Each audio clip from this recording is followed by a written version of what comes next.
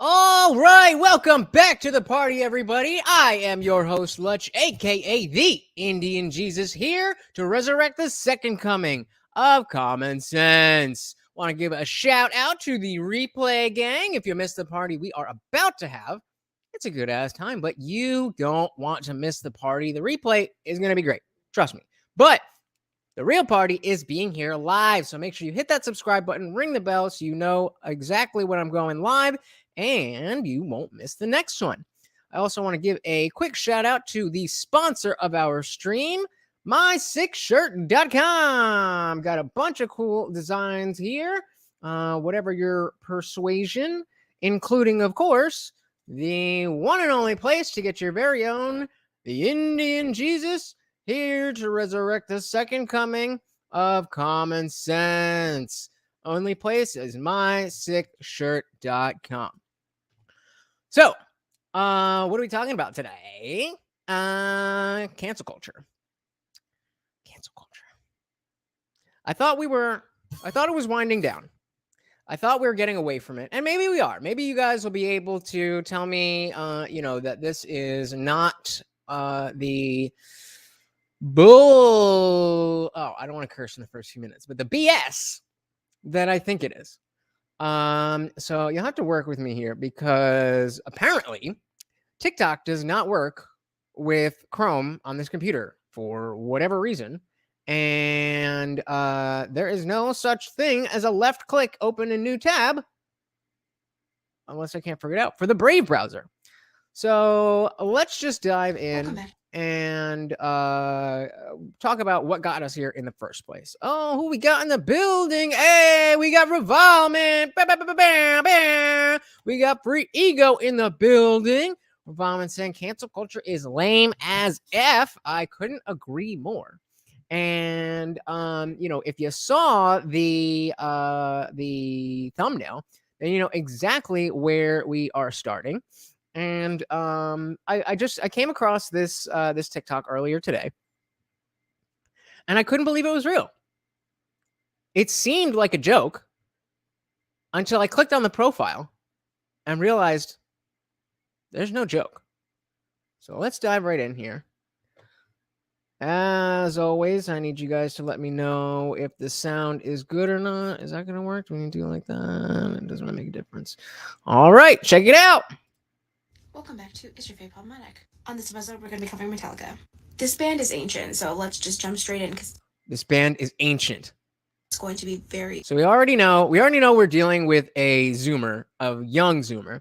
That being said, I'm sure this is a child. The point of this is not to make fun of of a child. The point of this stream is to use this public platform public posts that she put up to discuss the larger issue of cancel culture. So please don't go onto her page and be like, oh, the Indian Jesus hates you or some shit. That is not what I need. But Yeah, Metallica is canceled. Very, very long. But before we start, let's have some content warnings. And starting off with a bang, there is their anti-Semitism. First, there's this picture of Hetfield and Ulrich doing a So can I zoom this in at all? No, you can't. But so if you can't see, yeah, it's Lars the drummer and James the singer giving the Nazi salute and putting the little mustache thing in front of his face. Definitely not cool, but this also looks like it's from maybe 1980 something. Frigo says, let's be real, nobody is going to that. It's from well, I'm just saying, I got to put the disclaimer out there. So already we're going back decades. Nazi salute. More recently, Hetfield plays on this guitar that contains iron crosses. And so if you don't know, iron crosses are more picture of Hetfield and Ulrich doing a Nazi salute. More recently, Hetfield plays. So if you're not familiar with this is an iron cross. And there are situations in which that has been used as Nazi symbolism, but a very cursory search. Iron cross. We could see that, or maybe that's not what it's. So okay, maybe if it's always called that, then it's then it's in whatchamacallit, a Nazi thing. But it's also, man, it's also a skateboard company. It's also, I mean, you've seen this thing all over the place. So the I think it's, what is it? West Coast Customs? Is that their thing? No. Something Customs Cross something. I know it's there. Customs West Coast Cross. Where are we? But you know what I mean, like the motorcycle shows where they go and and fix up your old motorcycle. Exactly. Frigo says the iron crosses have been in Metallica's imagery forever, and that doesn't necessarily mean that that doesn't necessarily mean that it's not hateful, that because it's been there. But it's not. It's obviously clear that this is not something that has anything to do with Nazis. Hey, we got Miguel in the building. Bah, bah, bah, bah, bah. Says, are Jews allowed to buy tickets and attend their concert? No, they don't allow that there. Of course. That's so Nazi-ish of them. Did I see your last message? No, I don't know what you're talking about. I've been running around this house. I cannot find my fucking vape. I have this one, but it doesn't do anything. The light goes on.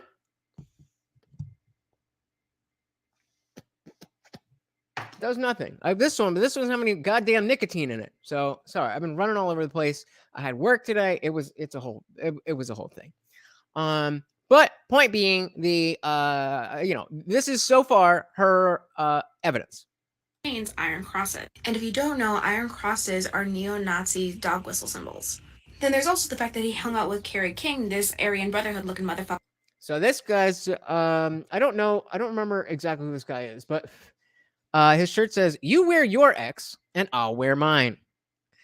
Now again, not the best shirt in the world. Definitely didn't get it on this message. Sorry.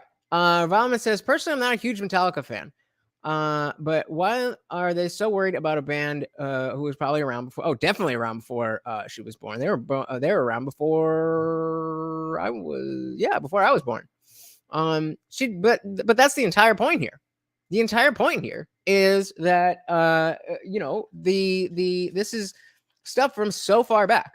And so what I'm looking to see is what's the most recent thing that she can present to us. So let's continue. So the you wear your X and I'll wear mine. So this is clearly from the late 80s, if not the 90s, and is a reference to Malcolm X. Again, not ideal. But standing next to a guy who has a not ideal shirt is not proof of anything. Continuing. Right here, who is obviously very proud to be wearing a Confederate flag. And again, even, some of you might be too young to even remember, but there was a show in the 60s, 70s. Where was it from? So it's in the mid 80s, called The Dukes of Hazzard. Oh, sorry. And really, it's not gonna let me fucking. There we go. And this was the car that was on TV, and it had the Confederate flag right on top of it. It was. I mean, I never really watched it, but it's only very recently that this was any kind of racist dog whistle. And so certainly, and then a video of one of oh, come on. Certainly at the time dude was wearing this shirt, it wasn't meant to be or it probably was meant to be racist. But still, the sign itself is just a as of 1990, it's just a thing. You see people having them in their trucks and everything. You don't see it as much anymore. But that's because of, not that I'm a huge fan of Confederate anything, but what do you care? Let's see what else she's got to cancel them. With Carrie King, this Aryan Brotherhood looking motherfucker right here, who is obviously very proud to be wearing a Confederate flag. And then a video of one of their former members doing a Nazi salute and march. Next up, there's... Okay, that's kind of bad. But again, let's take a look at when this is. Oh, no, I don't want to heart that shit. Unheart. Salute and march. So that's got to be, again, at best, at the latest, we're talking 95. Not ideal, but they were Metallica. So, again, not perfect, but let's keep going. Next up, there's some more racism. And I heard James say about Ice-T, because Ice-T was supposed to join us on the tour. He said, I don't want to share my stage with a N-word. And that story's even corroborated by Axl Rose himself. I don't think she knows who Axl Rose is. I do think I've heard that before. But again, this is old stuff. Certainly she's been alive long enough to know about Metallica. But now's the time. Before the show ended, though, Rose got in a few verbal licks at GNR's one-time tour mates Metallica, especially lead singer James Hetfield, whom Rose called a racist. Apparently because Axl blames Hetfield for keeping Ice-T and Body Count off last year's GNR Metallica tour. My question is, how long did it take her to search for these little clips that are so out of context and out of place? And like, what are you doing? Miguel says, happy to be a kid back then. No one took any of this serious. I made a giant that flag in art class. The Mexican teacher just rolled his eyes. I am not a Nazi. He was just pushing the boundaries. You're not allowed to do that anymore, Miguel. We're in a different world. Wait, Miguel, how old are you? We were talking about ages the other day, and I seem to be the resident old guy, the old millennial here, amongst a bunch of Zoomers. Sounds like you're a little bit older. Ravon says, this person did this 20 years ago, and I don't know how to live myself. It really offended me. Exactly. And, well, we'll get to the larger point. Well, this is exactly the question that I want to talk about. There you go. Thank you. Why do people like this have a platform? Genuinely think this chick is like recently 18 and ignorantly smug about her belief that she's always right. Yep, that's usually what comments are turned off means, if you can see that. Comments are turned off because I'm so right that I don't want anybody to say anything about this. Hey, Miguel's older than me. Woo! Yeah. We don't have just children here anymore. Welcome, buddy. Welcome. But again, we're withholding judgment. Let's see where she goes. Try that again. There's his racism against East Asian people and his use of the O word. Do you guys know what the O word is? I didn't know what the O word was before I saw this. Now there's a new word that's got a letter that you're not allowed to say. And making fun of the call to stop calling people that word. You don't know Kung Fu! All our Oriental fans. Oriental. So if you missed that, he was using some kind of, let's say I've got some hair ties here. He had like something, he was like, oh, the Oriental fans. I wonder if she knows that the guitarist is Filipino. And James was talking to his Asian friend about the fact that he was Asian and talking about that stuff. And it's not like it's a bunch of white guys. But maybe she's got a point. Maybe she's got a point. We want to hear them out. Come on. Smashing Metallica record. Isn't an Asian? You didn't miss much, Vincent. Welcome, welcome. Apparently, we need to cancel Metallica, according to this girl. So let's say we literally haven't missed much. Let's just go back to the beginning. Welcome back to Is Your Faith Problematic? On this episode, She's yeah. That's yeah. Apparently, that's cancelable now. Let's put it all together. And if you missed something, well, we're going to be covering Metallica. This band is ancient, so let's just jump straight in because it's going to be very, very long. But before we start, let's have some content warning. So we have a trigger warning for anti-Semitism, Nazi, neo-Nazi dog whistles and behavior, drug addiction, and soon deletion. And starting off with a bang, there is their anti-Semitism. First, there's this picture of Hetfield and Ulrich doing a Nazi salute. More recently, Hetfield plays on this guitar that contains iron crosses. And of course, we went over the fact that that was in the 7. Good one. We were talking about the fact that this is that stuff isn't great, but it's old. They were a metal band. They were pushing the edge of stuff, and so maybe she has something more recent.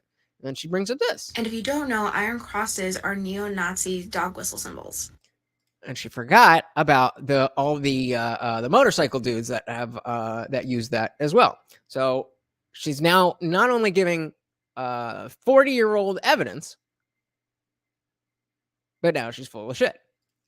Robin says, everyone stereotypes. She's sitting here trying to cancel this band, but I guarantee she is not innocent. It's probably been racist or stereotype. She acts so innocent. Probably. But we're only just getting started. We are only just getting started. Then there's also the fact that he hung out with Carrie King, this Aryan Brotherhood look. I'm talking about the dude with the Confederate flag and how that wasn't a big deal at the time. Here, who is obviously very proud to be wearing a Confederate flag. And then a video of one of their former members doing a Nazi salute and march.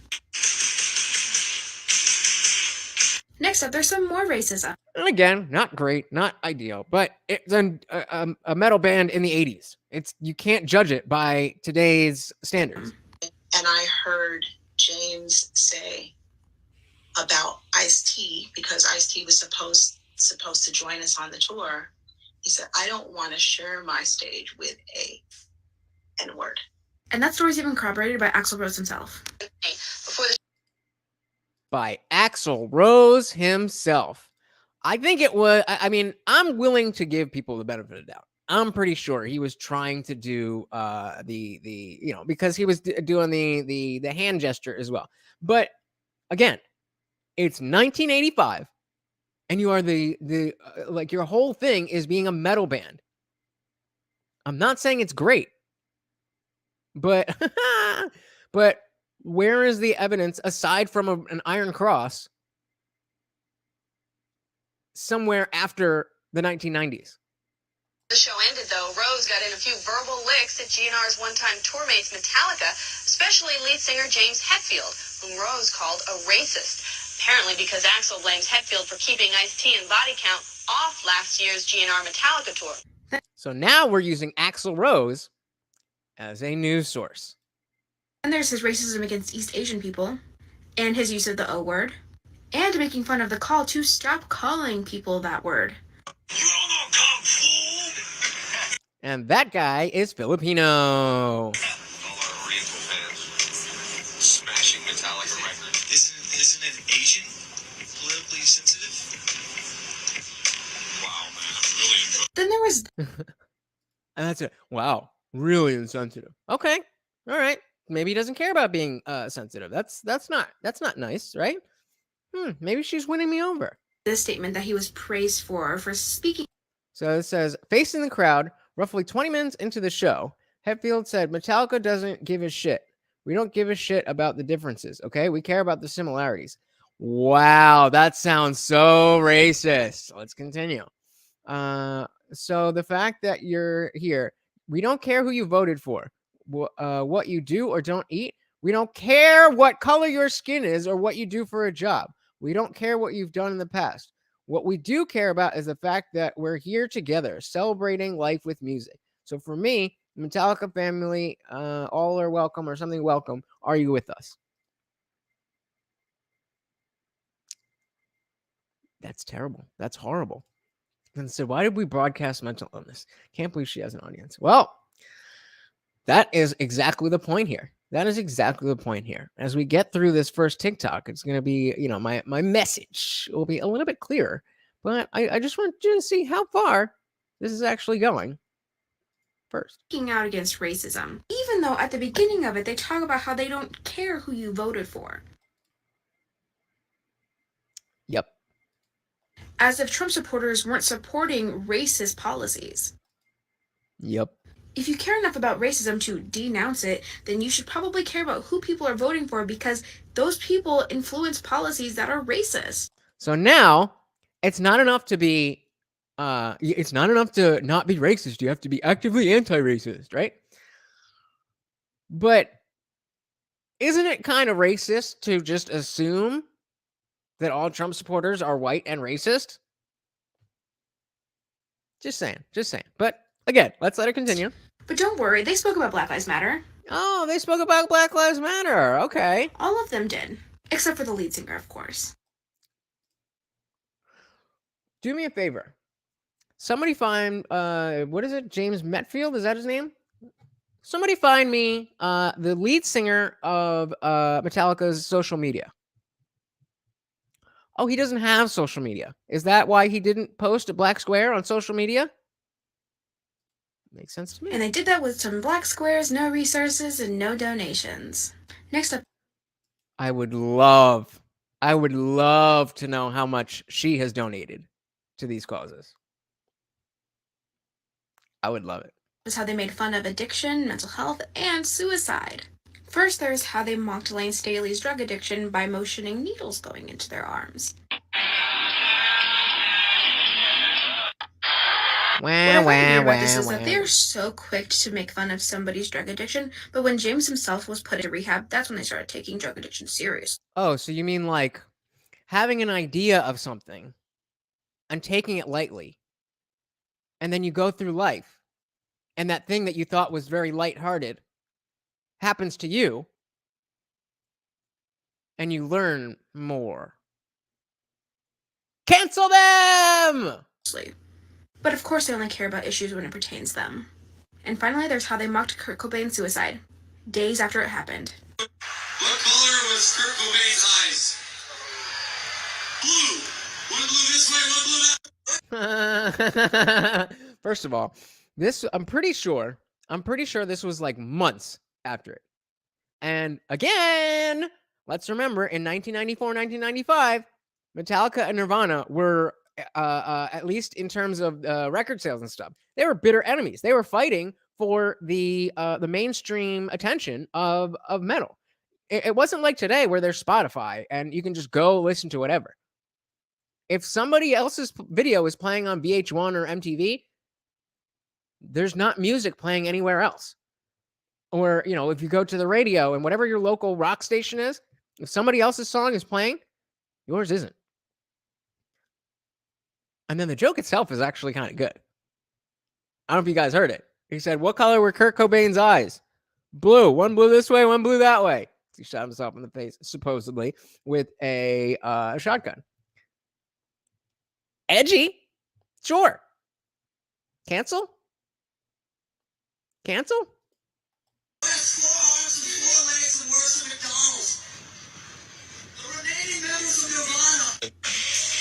was a good aim. There's probably much more of this considering that That was a Sebastian Unger. This part, what even was this for? After she goes here, this is not Metallica. This is Sebastian Unger from fucking whatever. It was a good aim. There's probably much more of this considering that they're a band full of white men from the 80s. Oops! You remember how I said one of them was Filipino? The other one is, where the fuck is the wiki? The other one is Latino of some sort. Kirk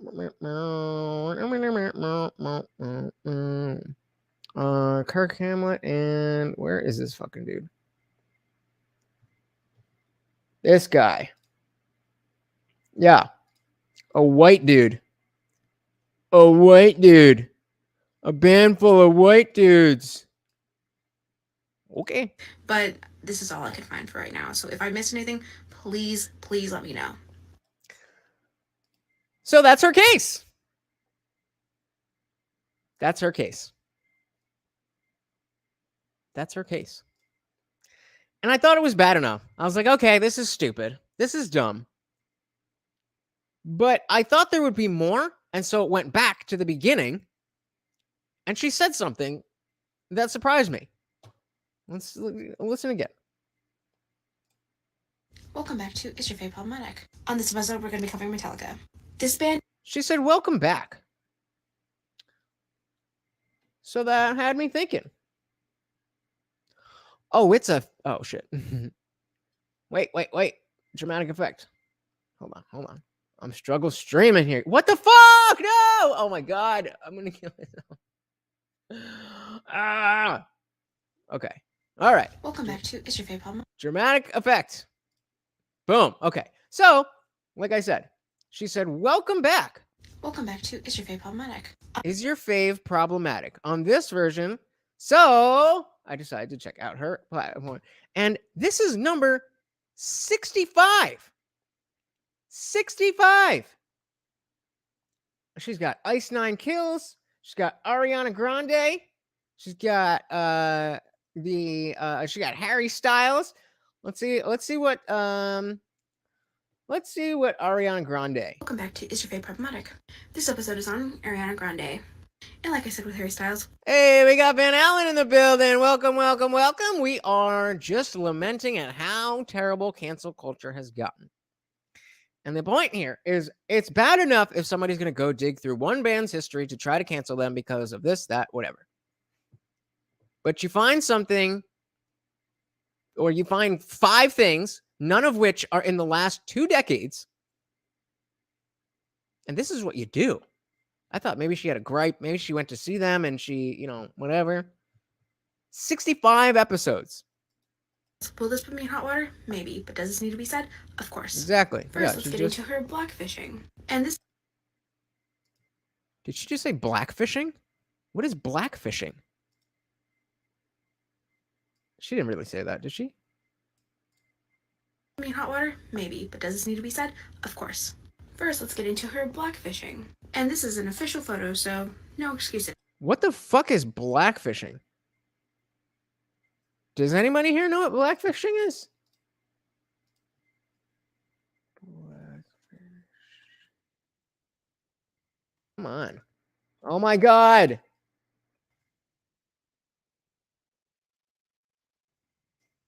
All right. Blackfish. Oh, we gotta. All right. Oh, okay. Thank you. Over airbrushing to make yourself look darker. Or, you know what I mean? Like using tanner? How is that? Why fishing? Why? Well, I want to see this because that just leave me alone.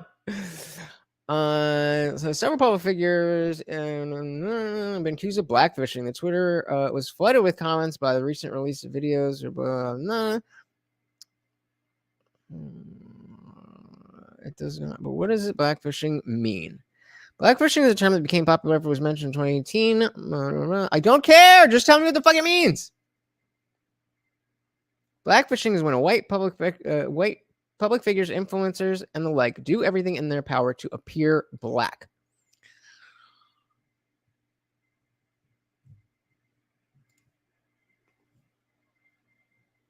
Okay. I'll give her that one. I'll give her that one. Then there's this photo, and I could already hear the comments in my mind talking about lighting. They were sitting right next to Honey, sweetie baby. I don't even know what each to say. other. I don't They even are know what lit exactly the same. That's There not is how that no works. reason why a white woman should be as dark, if not darker, than a black woman. Is Ariana Grande white? Neither Ariana nor Grande sound like white names. I could be wrong. We will find that out. Van Houten, so like Hillary with the hot sauce. I guess so.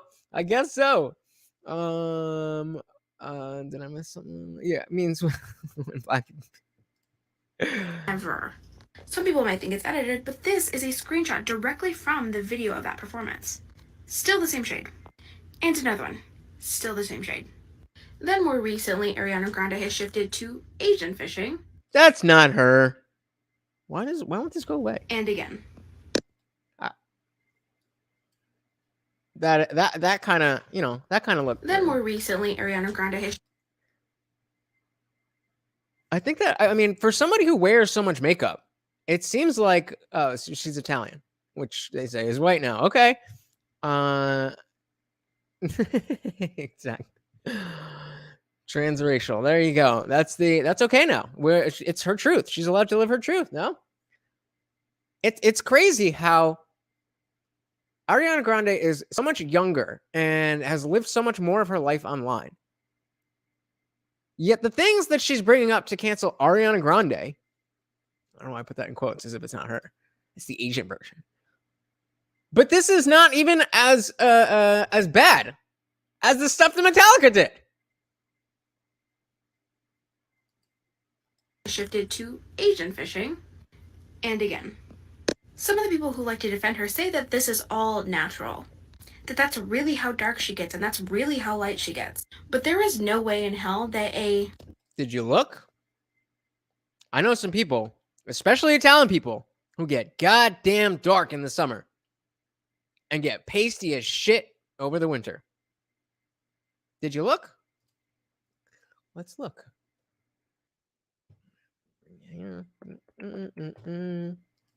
Ariana Grande tan.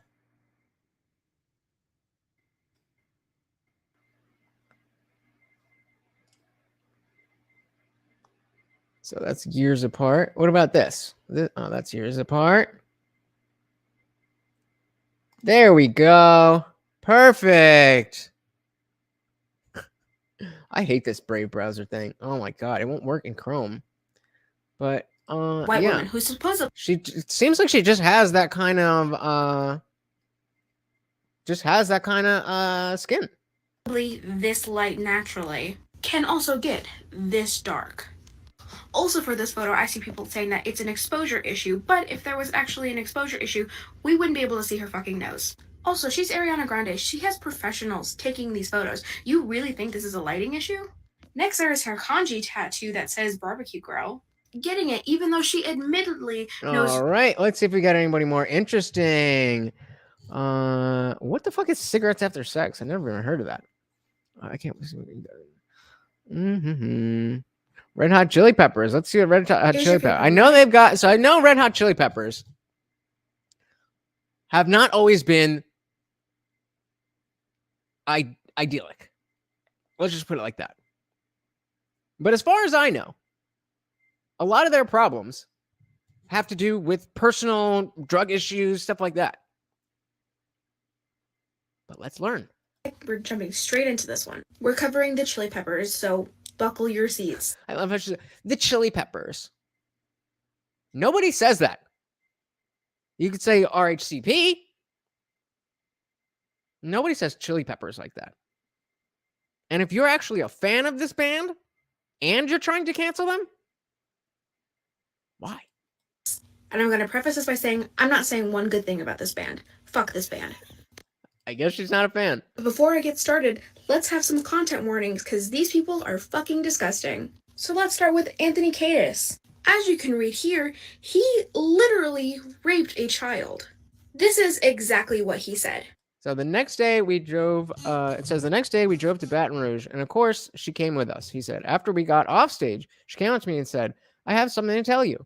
My father's the chief of police, and the entire state of Louisiana is looking for me because I've gone missing. Oh, and besides that, I'm only 14. Let's see if she gets out of the way. Of course she's not going to get out of the way so I can actually read it. Nope. Of course not. From what we can see, somewhat diluted, But like, again, honey, sweetie, baby, I don't know if you know, you were born after the age of the rock star. You ever heard sex, drugs, and rock and roll? I'm not saying it is okay to have sex with a 14-year-old. Let's make that clear. All I'm saying is, if you're a rock star in the 90s, that's what happens. Yep. Van Allen's right on point. She honestly believes she is single-handedly saving the world. And that is precisely what I wanted you guys to take away from this. Do you think that people who think like this infect others? Or do you think it's more likely that somebody who is more rational is going to set her straight? I don't know about you, but there's 17,000 likes on this video. After she told him that she was 14. And then continued to write the song Catholic Schoolgirls Rule about this 14-year-old child.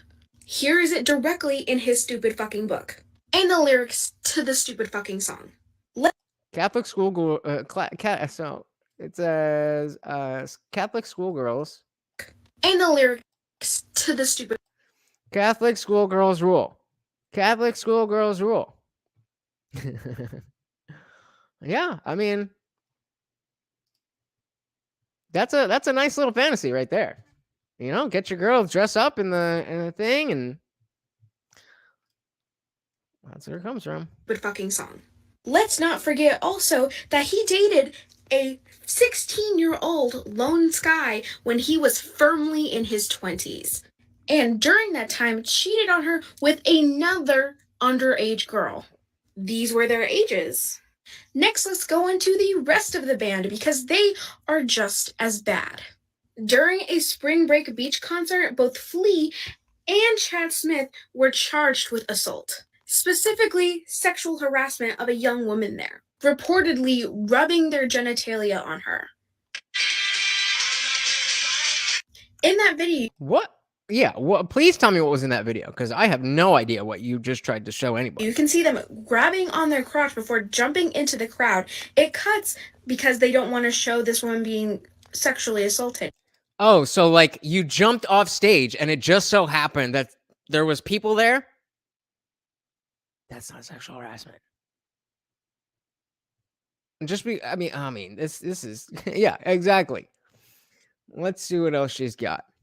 Because I mean, I'm very curious as to how these people think about other things in the world. So let's see what this one says. No, that's Ramen says adopt it into your generation. I don't want to be part of this soft ass shit. Yeah, that is your generation. That is your generation. Where's all the 65 other ones? Oh, did she not? Okay. What do we got here? Part 42. Is your favorite problematic? Part 42. This is another rapid fire round. First up is The Cure. They haven't done a lot wrong, and the only thing that people ever found problematic was their song Killing an Arab. They didn't mean it to be offensive, but people still took it that way. They're also LGBTQ plus supporters. They're obviously anti-racism and very eat the rich, which is amazing. So let's cancel them. For all that, I'm giving them a 1 out of 10. Next up is Be Your Own Pet. Now, most of this band does not have any social media, so it's hard to find stuff on them. But of the one person who still has social media, they are Black Lives Matter supporters. And I believe they've been LGBTQ plus supporters for a while. They're getting a 0 out of 10. Lastly, we're going to talk about... These are all she's doing is saying, these bands have done things that I like, but fuck them. So, we could go on and on and on and on. But, I think we get the point. But I want to take a look at some of the libs of TikTok stuff. Because, it's not, obviously she's not very entertaining to begin with. But I want to take a look at just how far this stuff actually goes. You guys are familiar with this. What? You want to come here?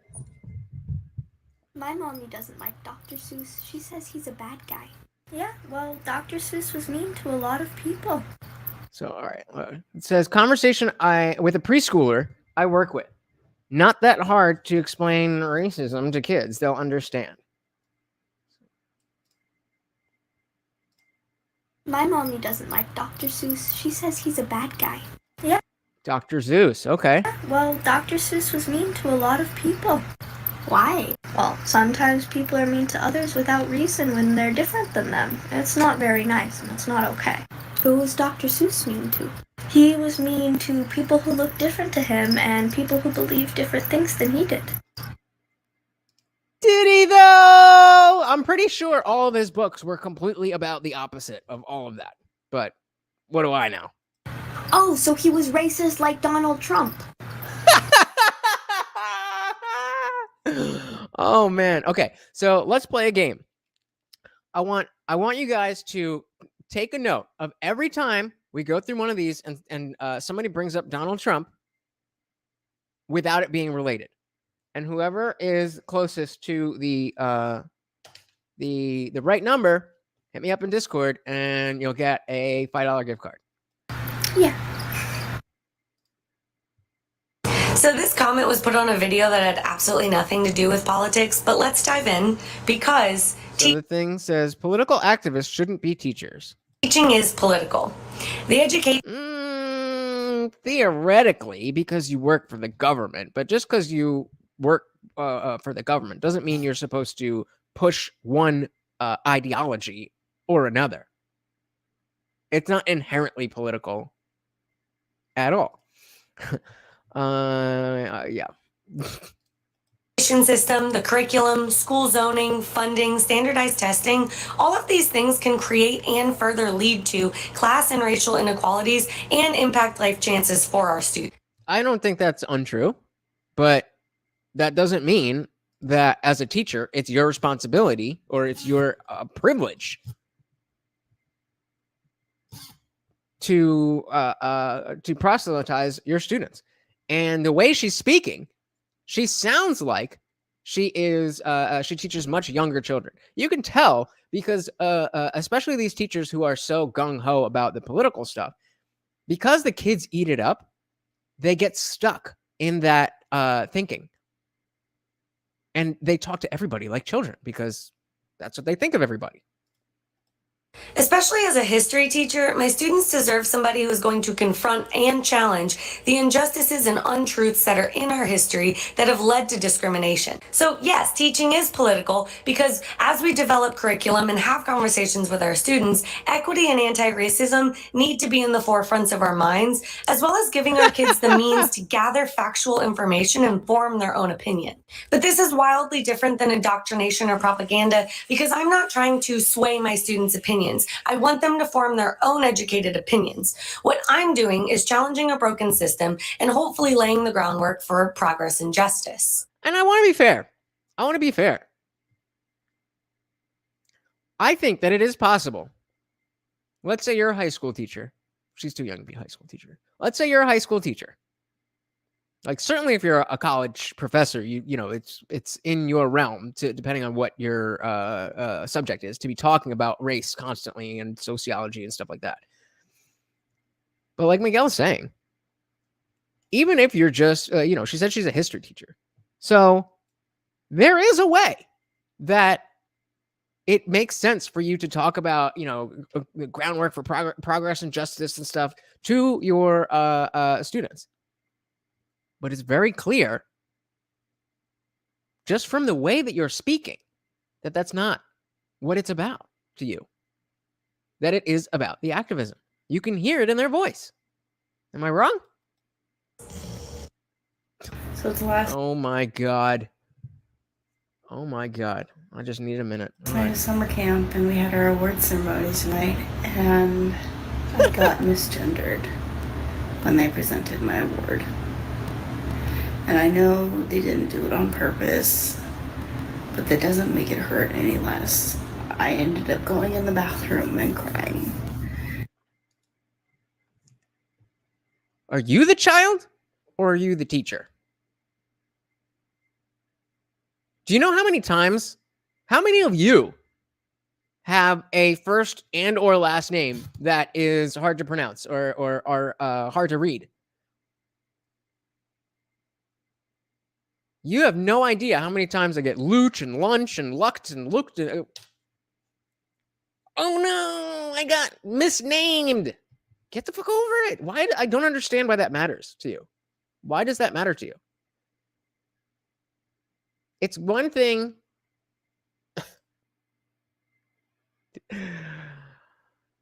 I'm not touching that. I'm not misgendering her. Oh, I'm not misgendering non-binary Sky again because I don't want her to cry. I don't want her to cry. And everyone's like, oh, she didn't do it on purpose. She didn't do it on purpose. But that means that I've been here for 2 months, and still their subconscious still thinks of me as a girl, and that's really hard. So I don't know if this is considered an unpopular opinion, but if you have a daughter, you need to stop calling her princess if you do. The way that Disney has branded the princess is based So if you can't say it, says stop calling your daughters princess. on her beauty as her most important asset. This term also encourages the damsel in distress that needs to be rescued by a man, and it doesn't focus on their intelligence or integrity or any other character trait. Who wants to tell her that royalty existed before Disney? Princess has nothing to do with Disney inherently. Like, yes, that's where a girl will see it the first time. But but it's so far beyond. Like, what about Princess Diana? Who would ever want to be that? But once you go down this road, then everything that you see and hear is filtered through this lens. And you literally become incapable of seeing things the way they are. So we got Cesar Octavio Hernandez. That's not that hard. I mean, unless I got it wrong, but those are pretty relatively common names now. Why don't we call girls scientist, engineer, doctor? Like, think about the context. When you're talking to your daughter and calling her princess, how would scientist? Hey, engineer, come give daddy a hug. Your daughter would be like, what? why does it have to be something cutesy like, oh, princess, what do you need? Like, no. And I bet you she's the same chick who, if you're not all over her and, if you're in a relationship with her and you don't be cutesy with her, I bet you she hates it. Like, why won't you just tell me you love me? Like, oh my God, you never want to hold my hand. Oh man, you never put me on your social media. My daughter's father called her princess yesterday, and I had to lecture him again because we do not use that term in this house. Even my own sisters have called her princess, and I will tell them, don't call her that. Maybe I come across as very controlling. Yes. You also come across as very unhappy. That is the underlying theme with everything that we're going to see today. These people are not happy. The reason they have landed on these opinions and feel the need to do this and record this and put it up is because they are not happy. The height of their existence is seeing how many likes they got on this TikTok. Do you think they really care about changing the world? I'm sure she cares about her own daughter.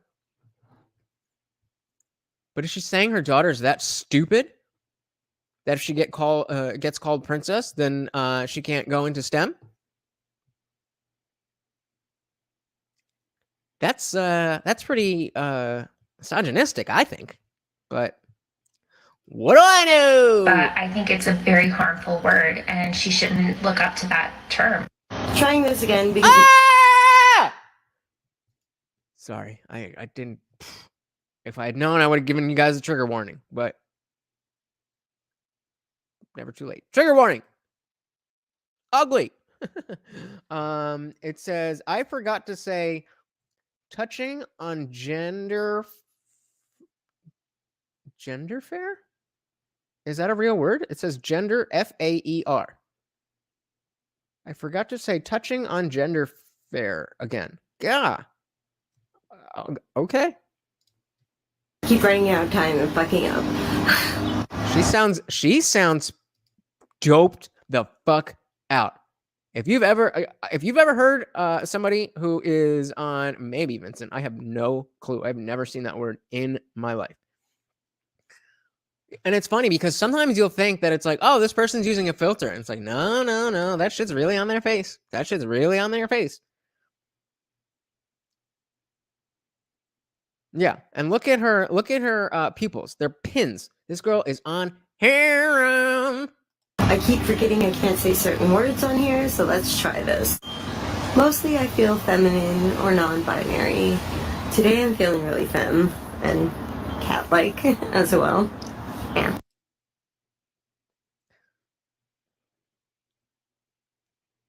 But I also feel masculine, mostly boyish. I would go with that. You steer more on the boyish side in my eyes, but don't ever really want a woohoo. I'm proud to have a hoo-ha. But I also, sometimes want to take these guys off. But other times I'm happy to have them. I love.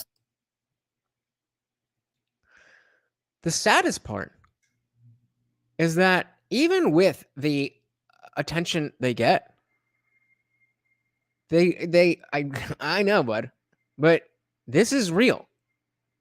This isn't everyone.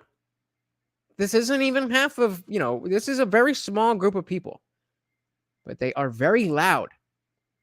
This doesn't even represent all trans people or all non-binary people. I know a few trans people, and they're just normal people. But the activists, the ones who make this, pun intended, their identity, more than just who they identify as, but their personal identity. They're the ones. You ever heard squeaky wheel gets the grease? This is a squeak. That's a squeaky. That's a squeaky wheel. Happier generation. Well, don't look at me. This is not my generation. I'm a millennial. These are Gen Zers. Don't put this on me. Rigo says, from the moment I understood the weakness of my flesh, it disgusted me. I craved the strength and certainty of steel.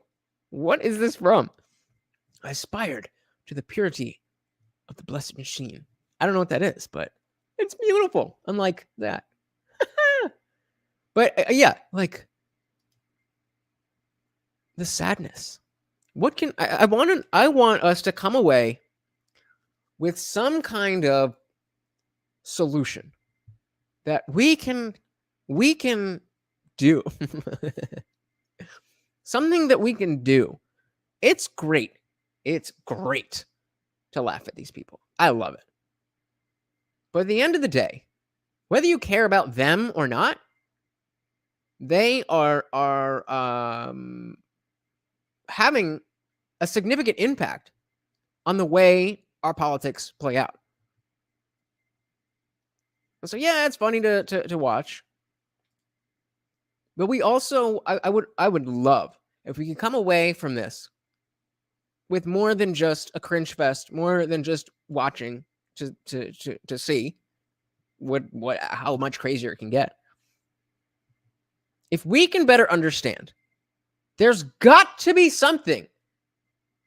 There's got to be something that we can say or do. Maybe. Let's try. Some cool trans people, and you have to consistently make yourself known as trans. Like, no one gives a fuck. Like, shut the fuck up. Why the whole world needs to know? Exactly.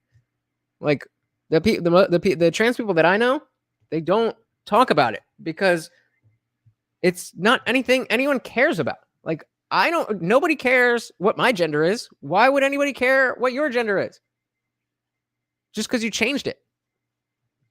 Like, it's, Vince says enough. It was enough already. We are tired. I hear you, brother, but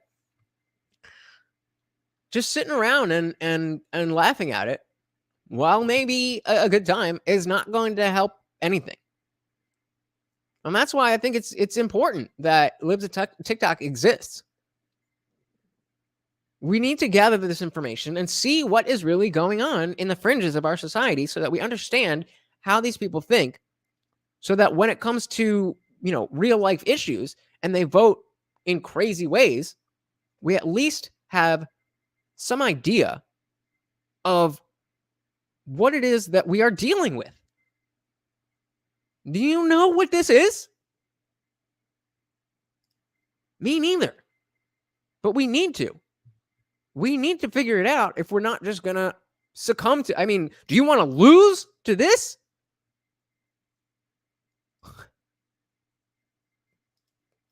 Play with them. I love them. Other days I want to take them down. I'm running out of time. But yeah, I go through stages of feeling feminine, non-binary, and sometimes boyish. So that's... I just added... So again, guys, I get it. It's funny. They're not attractive people. But let's go one... anybody can just go on Libs of TikTok and just watch a bunch of these TikToks. Let's try to step this up one more level. You can scroll through Libs of TikTok without me. But I think we can actually accomplish. I think we can actually accomplish something. We can actually start to figure out how to bridge the gap between people like this. And maybe you don't care. But Vincent is right here. The society can keep spiraling out of control like this. Or can't. And that's the point. What are you going to do about it? Right? At this moment, I don't know. But I don't want to leave here without some kind of answer. This is, beyond the surface level hilarity that is absolutely there, this is kind of sad. It's sad. I don't want my countrymen. This is still my countrymen. This is still my country. I am still an American above all else. And no matter how silly this stuff gets, I still care about the core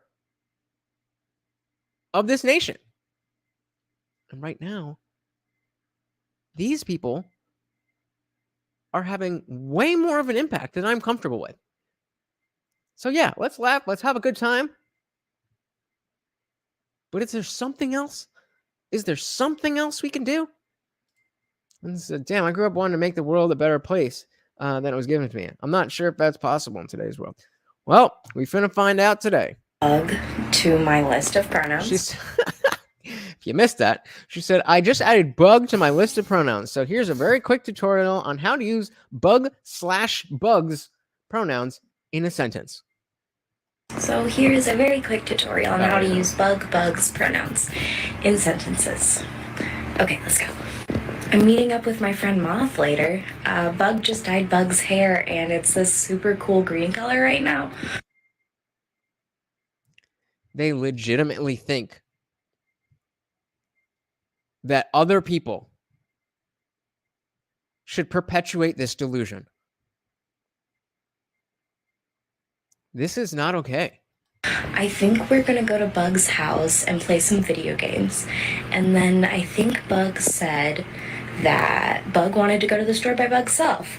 So I'm gonna head out after I am that, not and putting then that maybe on the we'll get to screen. hang out another time. I love hanging out with Moth. I don't disagree, but I'm not putting it on the screen.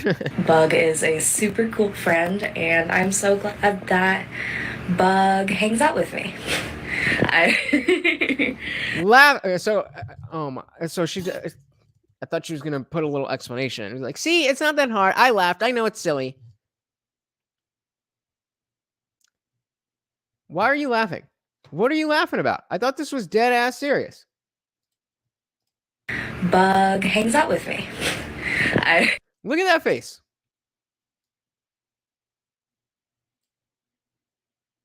And I'm so glad that Bug hangs out with me. Where is it? That. What is that? You are talking about your own gender. You are talking about your own gender. And oh shit. And even you are making this face and then laughing. Yeah. That's how the rest of us feel. Except if we make that face and laugh, we're transphobic. Or bug-phobic, I guess. So yeah, if you guys have any questions, that is how you use Bug's self pronouns. She doesn't even know it herself. And I'm always willing to answer questions about my pronouns. Period. It's fascinating. As somebody who went to school for psychology, I just want to understand. I want to understand what takes a person there. And why is it so pervasive? Again, is there something we can do? Well, this is you want to make the whole world change the way they talk. Yeah, basically. That's the entitlement. It has nothing to do with the fact that you feel a certain way. It has nothing to do with the fact that other people are somewhat desperately trying to scramble to rewire their brain to relearn a language on your account because of you. This is not how we speak. This is not the English language. But yet you have no issues pushing this on people. Where does that come from? Why, where does that come from? Yeah, she's trying to say her own pronouns. That's still the deal. Yep. And I wish it was that simple, guys. I wish it was just saying like, nope, they're them, and no, they're them, and we're us, and you could just do whatever. But they are forcing you to get in this box, lest you be, transphobic. You are a bad person, according to them. You're not just misinformed or ill-informed or even ignorant. You're evil. You're evil. Poverty doesn't just affect women. Two-spirits, trans men, non-binary people, and genderqueer people can all have periods. And arguably, period poverty may be higher in these populations. Here's why.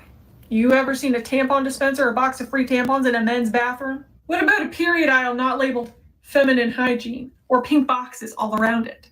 What? Wait, what is her point? She said there's no tampons in the men's room, and that caused. Wait, we got to go back. I missed her original point. So let's see, so we can see the actual two-spirit, trans men, non-binary, and genderqueer people can all have periods. Oh. Genderqueer people can all have periods, and arguably, period poverty may be higher in the. Period poverty?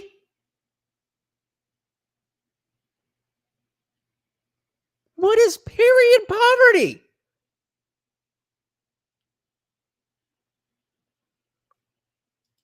These populations, here's why. You ever seen a tampon dispenser or a box of free tampons in a men's bathroom? So trans men have period poverty, whatever that is, because there's no tampons in the bathroom. I'm trying to use context clues to figure out that's what I'm trying to figure out. What about a period aisle not labeled feminine hygiene? So again, just because the aisle is labeled something. You guys are too much. But what does the label on the aisle in the store have to do with your access to those things? And if you want to get technical, most places I've seen it do not call it feminine hygiene. They just have one aisle for family planning. So, fuck off, bitch. Or pink boxes all around it. Periods. Oh, yeah, because if you're a trans man, then, what, a pink box? Oh, good God, no. Be a really tough and dangerous time for people that aren't cisgender women. How? You know what I'm going to say, guys? You know what I'm going to say? This person is just out here saying things. Just saying things. It has nothing to do with anything. Period poverty? Because of the label on the aisle. Good one, Vincent. I like that. So if you're donating period products or putting them in your workplace or school, make sure they're in all bathrooms. Or at least that all people have access to these products. Again, what did she list that restricts access to anything except the I'll give you that. I'll give you the fact that trans men don't have the tampons in the bathroom. You ever bought a condom from a bathroom? Me neither. I've got a box of them in my drawer already. Why not just bring a fucking tampon? How often do you have your period? Well, if you're a trans man, we know, or no, okay, well, almost. It was close. You know what I was trying to say. Because blood has no gender. Revolvement. Baby. Oh, God. All right. I wish I could say I use them more than I do, but I don't. So one box is good for now. I don't know, guys. Let's just keep going. This is just your friendly reminder that you are not blessed. You are privileged. Not hashtag blessed, hashtag privileged. So when you post... How dare you have gratitude for anything in your life? Pictures of your beautiful vacation or your healthy children or your lovely home and you write hashtag blessed, you are offensive because... No, dude. Trans men are females. They have their period just like every other female. You were not chosen as one of God's favorites. You were... How do you know? Oh, this bitch knows God. She said you are not one of God's chosen, what'd you say? Because you are not chosen one of God's favorites. I would love to know how you know that and how I can get, God's phone number. Because I got some questions. Given opportunities that other people were not, including access to healthcare, a smartphone, trendy glasses, the car that I'm sitting in, a job, health insurance, and there are many people in this world who are oppressed who do not have access or Are they though? Well, not in this country. Opportunity to have the things that you have. So you are not some man in the sky's favorite because you are better than others. You are privileged, and that's okay. Just use your privilege in a positive way, and remember that you are not #blessed. Again, the only reason that you would make this video is because you are scrolling through the whatever social media and you see something and somebody puts #blessed. And that is enough to make you angry enough to come on the internet and lecture everybody as if you know. So that's another aspect. So we have unhappiness. These people are unhappy. 2, these people are the embodiment of Dunning-Kruger. They think they are so fucking smart and they've got it all figured out. Let's see if we can map what is really going on with all these people. Maybe we could figure out how to help. This is probably going to piss off a lot of people. Oh my God, it's so fucking brave. But a relationship between a man and a woman is inherently unequal. And that goes... I actually agree. Okay, men and women are not equal. All right. Under the law, of course, but just in general, no. Of course not. Okay, I'm with her. For any relationship where someone is deciding to date their oppressor. Just...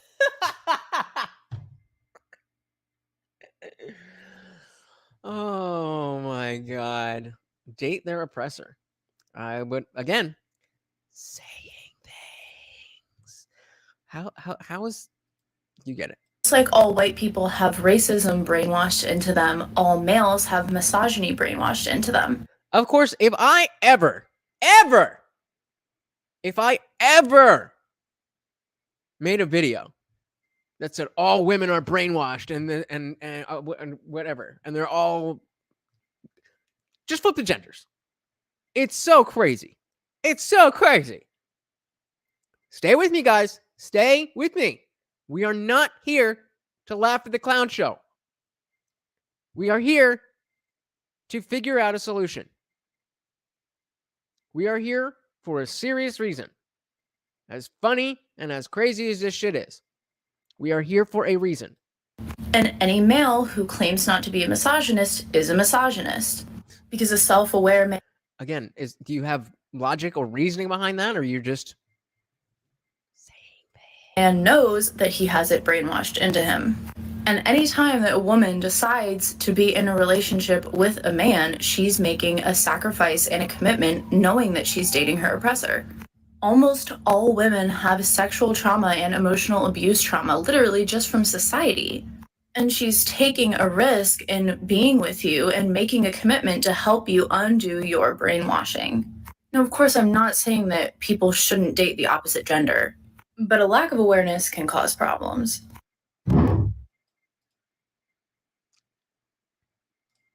With that one, you're correct, Revolvement. You're correct. Some of them are too far gone. Hey, we got Sketchy Plays in the building. Talking about cancel culture gone wild and what can we actually do to fix this, to start fixing it, to try fixing it. Because as much fun as it is to laugh at all this, it's, it's not funny. I mean, it is funny, but it's also very sad. So we're here to figure out some kind of solution. I know we can do it together, guys. There is absolutely no reason why Hurricane Ida should have done that much damage to Louisiana and Mississippi and along the path that it's going to take. If she goes to a race issue on this, when she's talking about a hurricane. And part of the reason why is because there is infrastructural and environmental racism in a lot of minority and low socioeconomic communities. That's not even incorrect. But the point is I don't need to preach to you guys. Obviously, you're not this dumb, but I wish I could just talk to her and be like, it's not that you're wrong about every single thing. It's just that your perspective is so flawed. It's so flawed that you are going to see this horror everywhere you look. So, Lord, please pray for the soul of this chick, you think, and fight her brainwashing. Make it strong, Lord, so she may gain her sanity back. Hey, man. Oh, revilement. Actually, yo, this is one of my pet peeves. This says never loose your energy. Lose has one O. But thank you. Never lose your energy. Just love the hype when someone tells you to join the chat and the way you show love to all your viewers. Of course, guys. I love that you're here. Without you guys, I'm just a dude fucking sitting in front of a computer yelling about shit.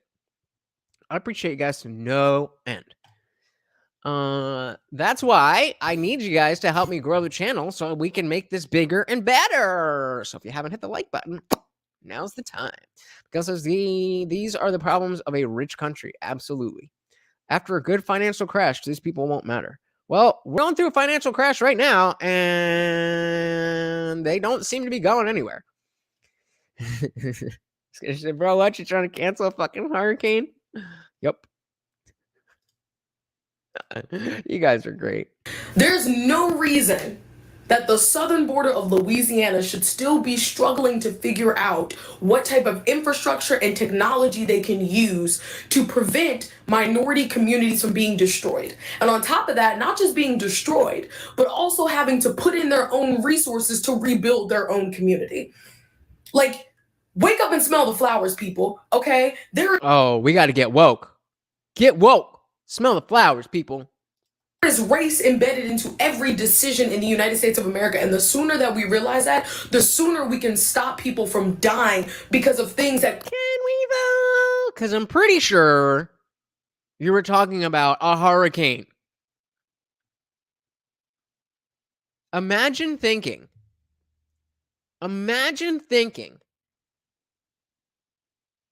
that you are being oppressed by the weather.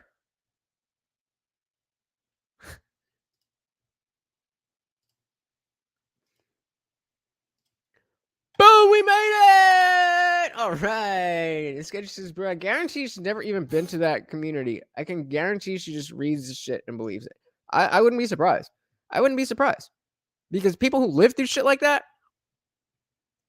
don't get on TikTok and bitch about it like this. You are probably 1,000% right, Sketchy Place. Yep. Let's see where else it goes. Could have been prevented.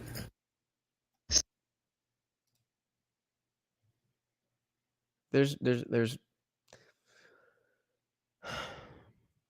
I really do want there to be something that we can do. There's got to be something. There's got to be some way, something that we can say that at least opens the door to further conversation. There has to be. So if we can find a through line, because it's just a random compilation, but if we can find a through line, maybe we'll bring Bonnet Crew. Maybe we can get somebody like Anna Road back on here after we've figured out whatever we're going to figure out tonight. And we got to do, we can't just let this keep going. What are we, if this keeps going,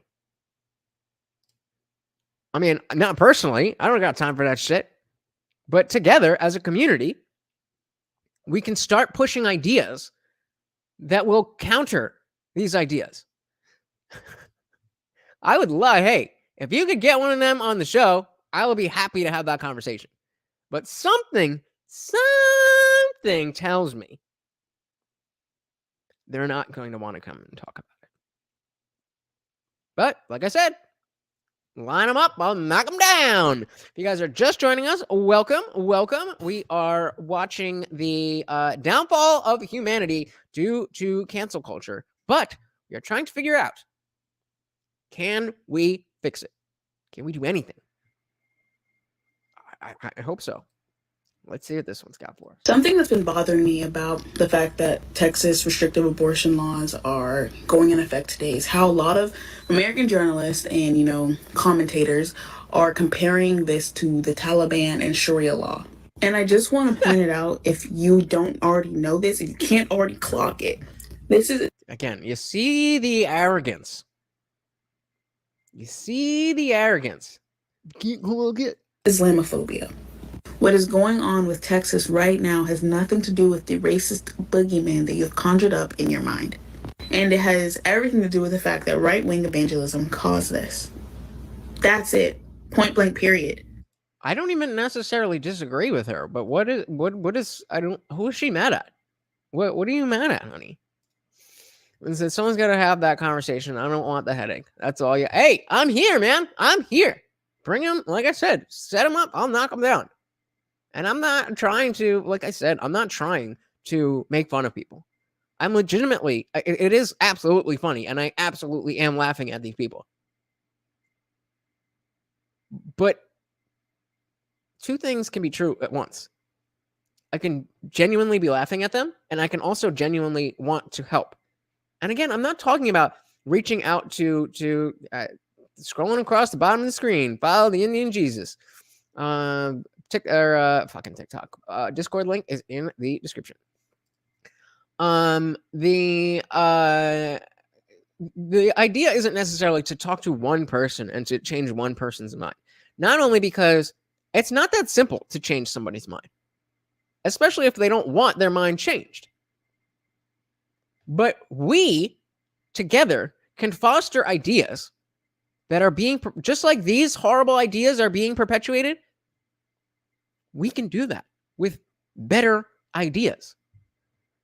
We just need to find out how to package them and why these people feel the way they do.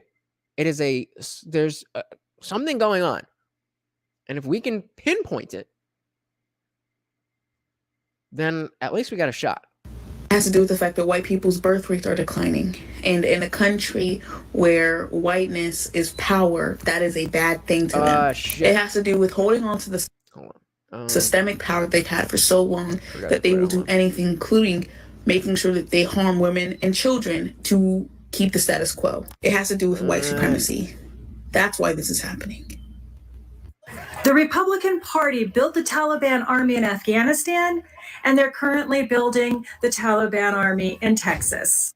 That's right. The Texas Taliban is... So the Discord is right there. I forgot to update the thing.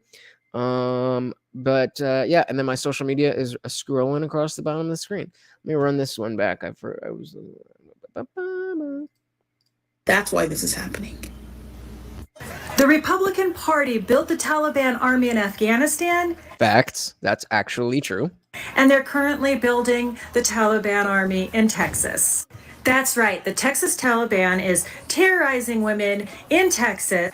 They're letting them know that if the Taliban rape you and you get pregnant, you have to carry that terrorist baby to term. And if you don't carry that terrorist baby to term, you can be sued $10,000 by the Taliban. And I'm guessing more than one Taliban soldier can sue you. And the Taliban can sue not only the person getting the abortion, the person driving them to the abortion. They can sue the doctor that provides the abortion. So don't fuck dudes that you don't want to have a baby with. Use a condom. Use an IUD. Let them build a Taliban army in your state. Make sure you vote in every single election, every single one, because the Republican Taliban army is coming. Facts, Vincent.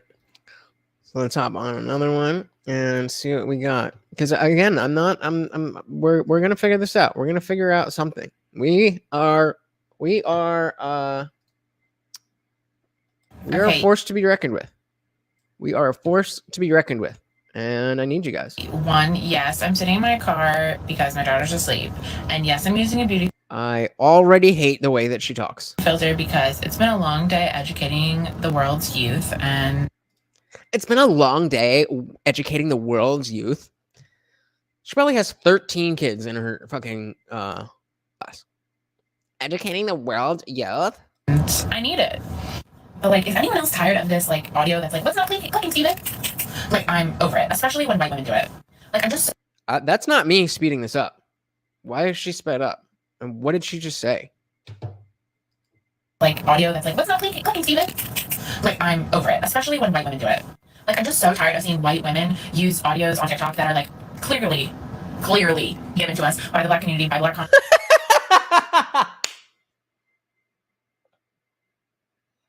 Oh my god. That's what I'm saying, dude. That's not me. That's her. That's just how she's talking. And she's saying apparently that using sounds from black people on TikTok via the button that allows you to use other people's sounds is racist. Sketchy Place said, I like how everyone wants to blame conservatives for shit they want people to have accountability to their actions and for people to be free. I mean, again, we talked yesterday the other day about how there's a significant difference between a Republican voter and a Republican politician. But, when you are just talking about conservatism and conservatives, yeah, you're absolutely right. Yes, Vincent, we are looking for the source of delusion. And I don't know how fruitful it will be. Yeah. I don't know how fruitful it will be. But we got to try. We can't.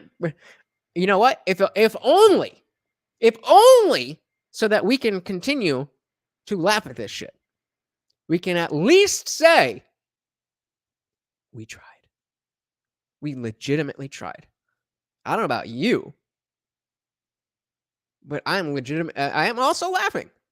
But I'm legitimately trying to see what is going on here. Is there something that I can do?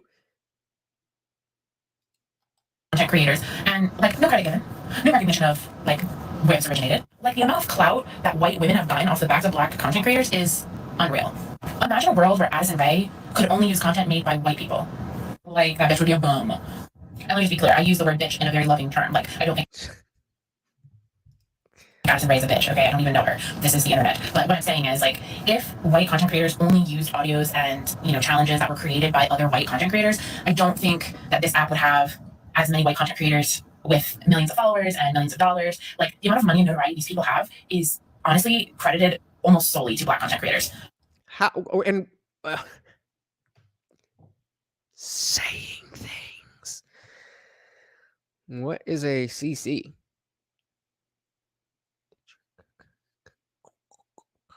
Concealed carry? I use the word bitch in the same way. I just call you bitches because I don't know your names individually. Okay, I had no idea that I had changed the speed of the audio. I told you! And now, like, I went back and watched it, and it's embarrassing. But I'm going to keep it because, like, I got... That's my truth. Like, totally, that's my truth. A lot of points in a small amount of time, so we're going with it. I don't mean this to come across like I'm saying white people should stick to white people shit and black people should stick to black people shit. Like, that's... Aren't you though? So when black people use white audios, it's them expressing freedom. But somehow, when white people use the black audios, it's racist. Yep, you understand their ideology correctly. Not quite. Sounds really divisive, and that's really not what I'm trying to say. But it just kind of speaks to the privilege that white people have, that anything that they want, they just take for themselves and use for their benefit. Can we talk about how it's actually a horror? I hope. I'm not even going to say it. Fine that the Kardashians went out of their way to have kids with black men just so that they could have a closer proximity to black culture. Is it just me? Or does that accusation sound way more racist than just having black babies? I mean, for like, what did you just say? their benefit. Can we talk about how it's actually horrifying that the Kardashians went out of their way to have kids with black men just so... What is going out of your way to have kids mean? What does that mean? What is the sentiment that you are trying to express? That they like black dick? You genuinely think that they went out and purposely only got in relationships with black people so that they could have black children and get what? Street cred? You think the Kardashians give a fuck what you think about them? They have so much attention and money that for you to think that anything that they're doing is for some social... I don't even know. What are you even saying? All they do, and they do it pretty well, is garner attention and make money off of nothing. And they're pretty good at it. So what even is this what even is this accusation? Looks like Doja Cat and her supremacist Omegle video chats. Interesting. Goes through people's heads like actually she's kind of, yeah, exactly. Oh, of course she's a Democrat and a feminist. Yeah, of course. Ron said, why are you so worried about what everyone else is doing? They just act like these people they're talking about. So talking about are out here. Yeah, people are out here murdering, and yeah, I'm with you. People are, quote, Americans, and drop all other labels and tags. We'll be back on track again. I 100% agree. So they could have a closer proximity to black culture, just so that when you call them out on appropriating black culture, they bring up their proximity to black people and their half black children. That is so racist. That is so racist. I cannot believe the irony. Bred their children like dogs. And did she really just say that?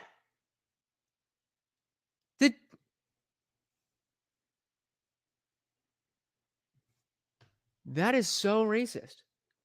She said they bred their children like dogs. But we're the racist ones. Okay. And as a black woman, you cannot change my opinion on this. And I know a lot of other black women and mixed black women feel the same way. Oh, and that gives more credence to my argument. That eventually at some point in their life, these kids will grow up and realize that one of the main reasons their parents had them is so that they could have a closer proximity to black culture. Why would that ever come up? Even if that was true, why would that ever come up in conversation? I don't get it. Bro, why is it always wrong for someone to want to have a kid? Like what? So like what? Bro, you gotta use fucking punctuation. This shit's scrolling by. It's small. Help me out.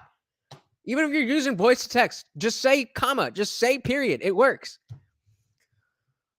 What? I can't read that. Sorry, voice chat. Yeah. But you could still just use the fucking. You can say period and comma. So, fuck me, right? I'm just a man. Maybe I don't know what the fuck I'm talking about. Yeah. Yeah. You were used to breed dogs, according to this fine woman. It's going to be a horrifying moment for those kids. Yeah, why would that come up? Why would it ever come up? Hey, you know the fact that you're black? That's because I wanted more clout in the black community.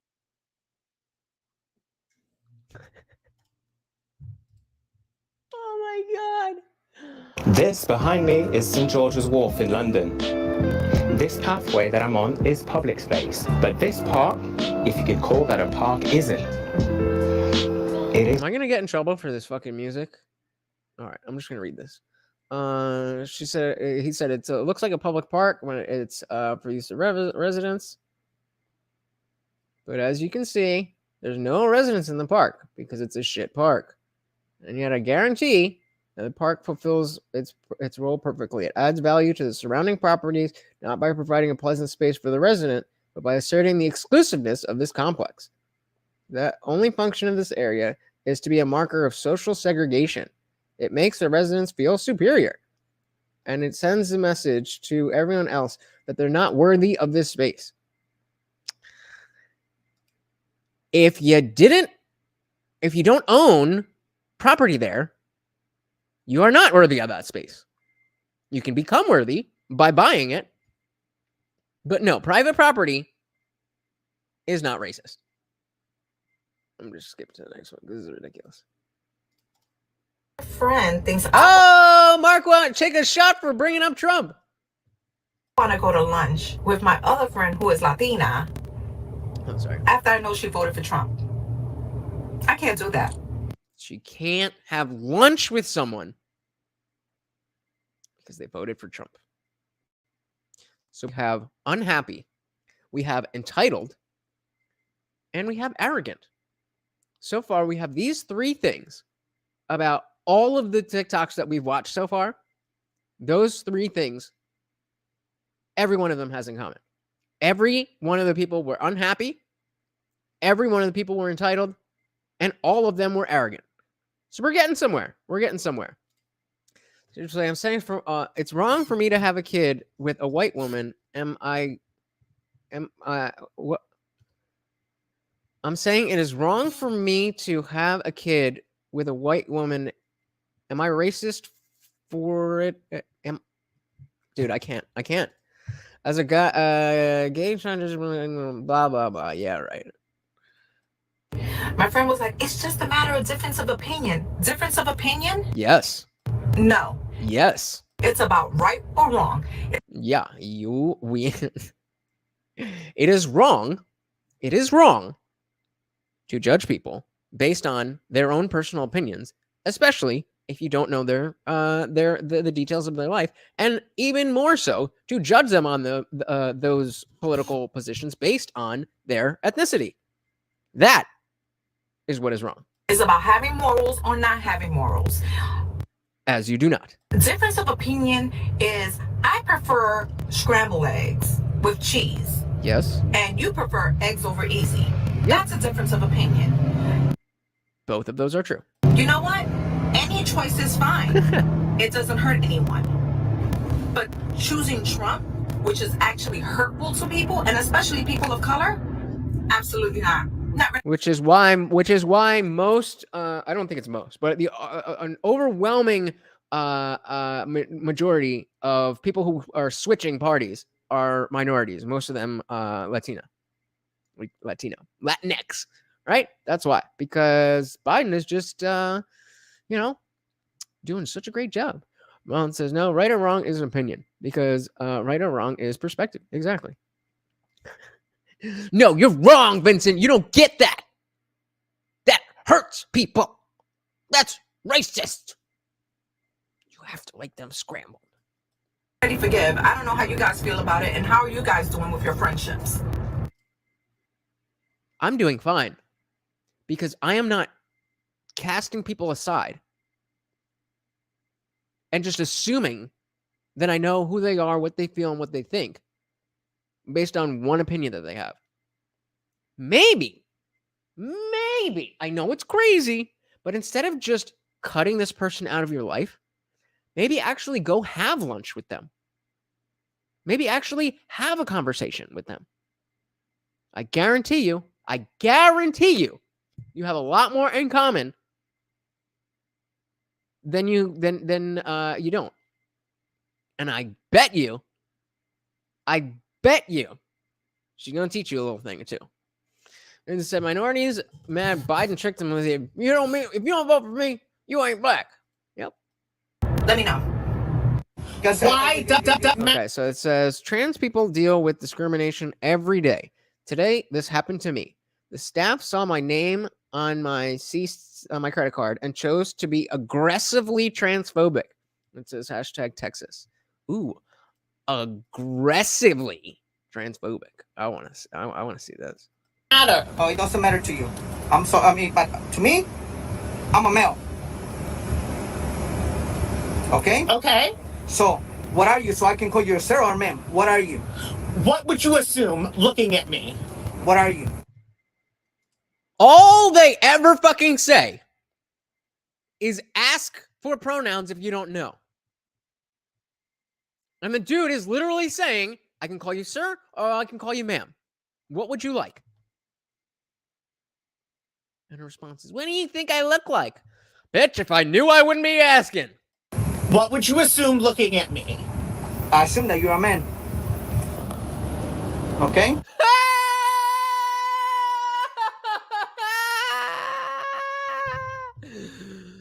Don't ask questions you're not ready for the answer to. The truth. You can't handle the truth. Oh my God. Oh my God.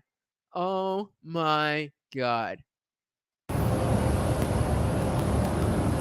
Okay? Thank you. Whatever. Unhappy. Entitled. Arrogant. And maybe let's add wrong. Let's add wrong. Not a single one. I mean, there's a couple things. Some of them said that weren't 100% wrong. But I don't think there's been one yet that has been more right than it was wrong. So let's add that to the list. So we got 4 things. We got 4 characteristics of these people. Many people ask. Oh. For those you don't remember who this is, if you watch the What is a Woman stream, this is the person who was on Dr. Phil with Matt Walsh.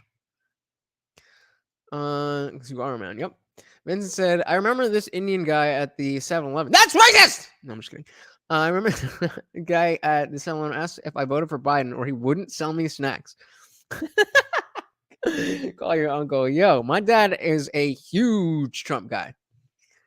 I don't even like Trump that much, but my dad is a huge Trump guy. Ron says, if I watch 1-2 devices, it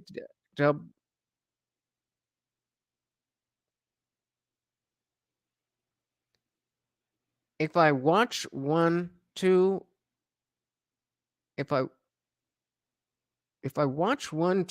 devices, does it double the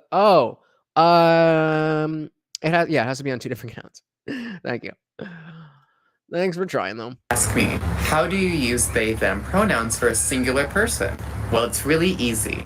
All you have to do is use it the same way that you would talk about a group of people. So for example, I, Addison, use they, them pronouns. In that case, you talk about me like this. I know Addison. Notice one thing. Dead naming or whatever. Well, yeah, dead naming is something in a slightly different category than what I'm about to say. Specifically with the pronouns. It really grinds my gears.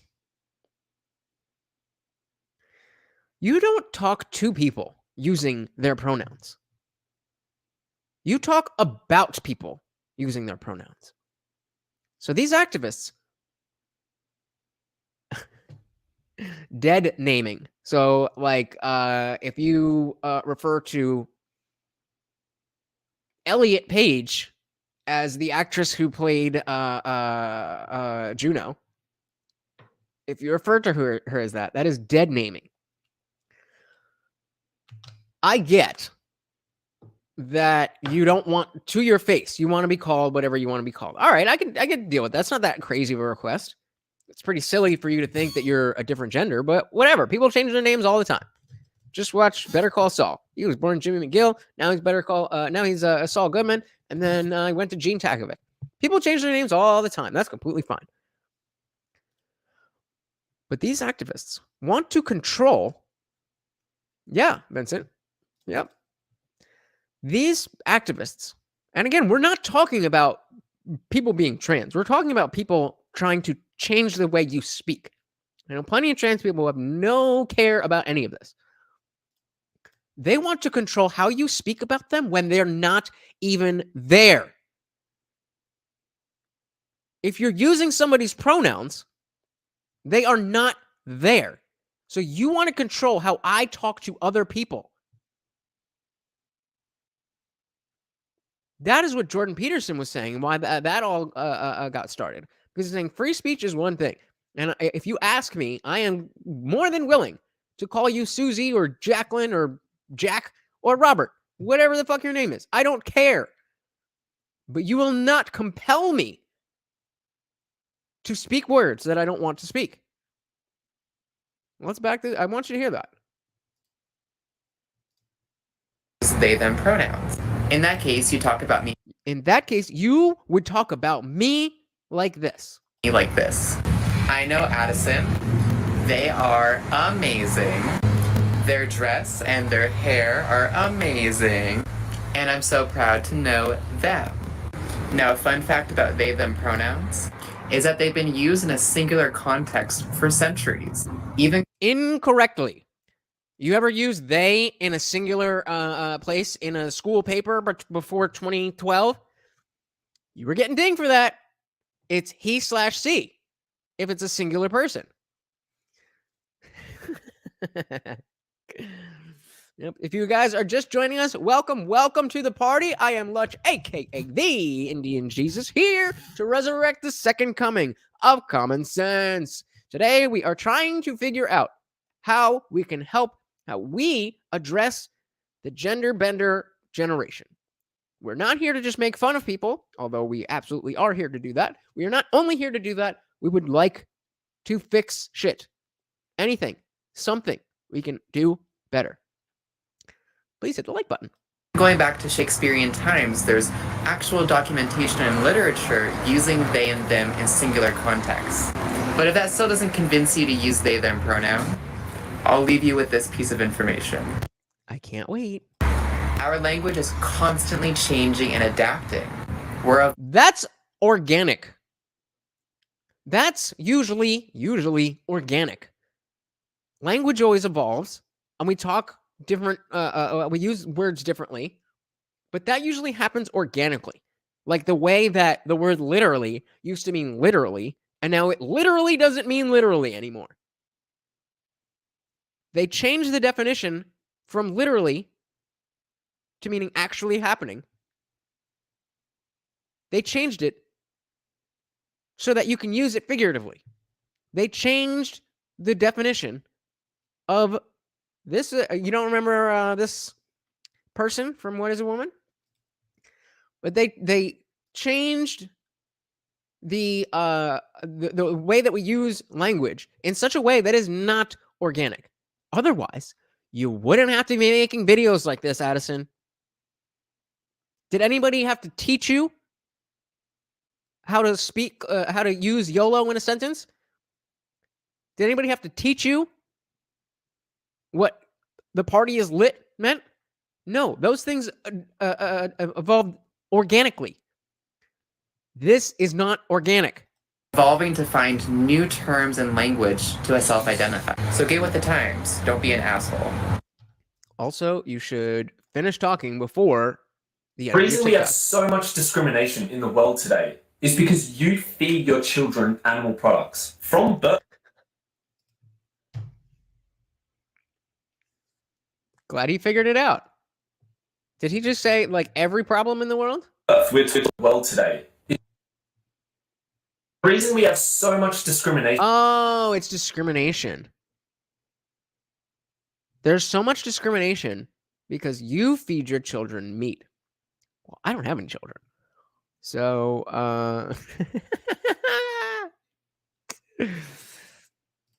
yeah. He's figured it out, guys. Just go veg. Go veg. In the world today is because you feed your children animal products. From birth, we're taught that certain animals, like pets, should be loved and cared for. But then these animals over here, cows, pigs, chickens, and fish, should be tortured and murdered. We don't question these sorts of things when we're taught this as a child. If you're told a lie enough times, it becomes your reality. Teaching this to kids is the root of all discrimination that we see in the world. Just imagine if we taught our children to treat all animals fairly and not to treat certain beings or species differently just because they might look a bit different from us or they're not as intelligent. If we teach... I'm so sure that he has never had the type of conversation about veganism that has to do with, like ground swelling animals and ground nesting birds that get eaten up in the grain machines and shit like that. Because it's like talking with somebody, I mean, no offense to anybody here, but it's like talking about evolution with somebody who asks, why are there still monkeys? Well, clearly you've never actually tried to answer that question on your own. Because if you did, then you would know the answer to that question. And for this guy to think, again, that he has all the answers, it's just sad. Yep, he figured it all out. So the problem with the world as we feed is we feed our children animal products. I'm learning so much. Yeah, hey, I know you're being sarcastic, but we do want to learn. We want to learn what makes these fucking people tick. Talk. But we want to understand.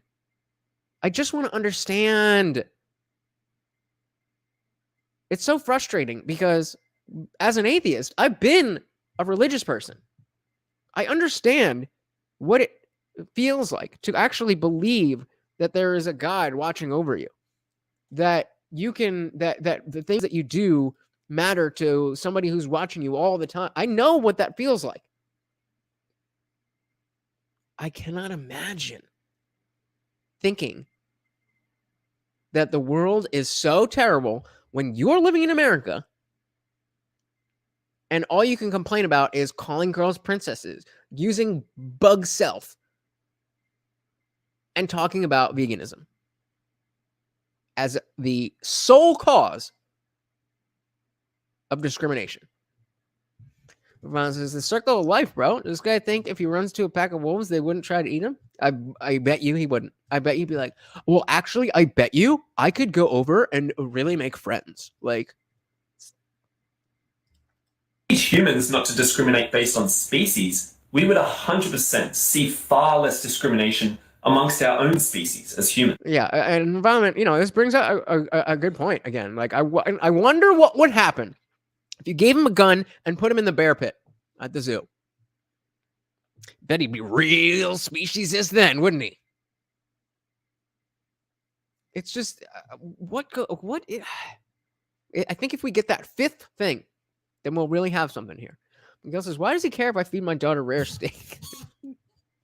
Please don't feed your daughter rare steak. Just cook it up a little bit. People always say that we should worry about our own species before we start worrying about the animals. Yes. But we've got it all backwards. Let's stop indoctrinating our future generations to discriminate. Oops. I was ready to hear it, bro. I was ready to hear it. But then he just said it and let it float away.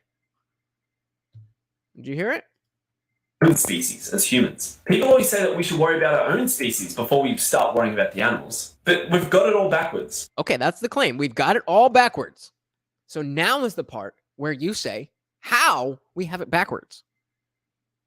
Let's stop indoctrinating our but he skipped. Future generations to discriminate between species, and then maybe we can fix some of the things that we see between humans today.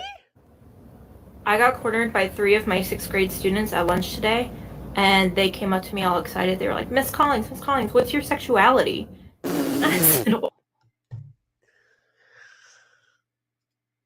That's hilarious. That's hilarious because that's hilarious. I am actually really dying to know where this goes because I thought this was a 6th grader. So the fact that this is a 6th grade teacher, it was really caught me by surprise. I gotta go. They came up to me all excited. They were like, Miss Collins, what's your sexuality? And I said, why do you need to know that right now? So that you can get, so that you don't get misgendered. Isn't that your whole fucking bullshit? Is that you want to be talking about these things? And then one of the students actually comes up to you and asks. And your response is, why do you need to know that right now? Hey, we got indie film in the building. Said I'll take things that didn't happen for 100, Alex. Let's see what's on the board. And they were like, oh, I don't know. I just think you'd be like a super fun, like, bi or pan person. And I said, well, I don't really know how much I'm allowed to talk about this to students, but does looking at my shoelaces help? What? Oh. And these kids just flipped out. They were so excited. Lonely. That is the fifth thing. All of these people are unhappy. They are entitled. They are arrogant. What was the fourth one? I forgot what the fourth one was. But they are lonely. That's a big thing here. The loneliness. To care so much about that interaction and just having nobody around you to care. So you put it on TikTok. That's such a weird moment for anyone. But for you to not only think to share it, but to record it and share it, and it puts you in a different category. Indie Film's on fire with the Jeopardy references tonight. But that's the other thing, is loneliness. We're learning, guys. We're getting there. We're getting somewhere. Peace. 2, 3. I wear a mask to school. By the way, I just had an evaluation for a new client. And they signed up. Thank you very much. Made that sale. But they were wearing masks in their own home in August of 2022 and made me wear one.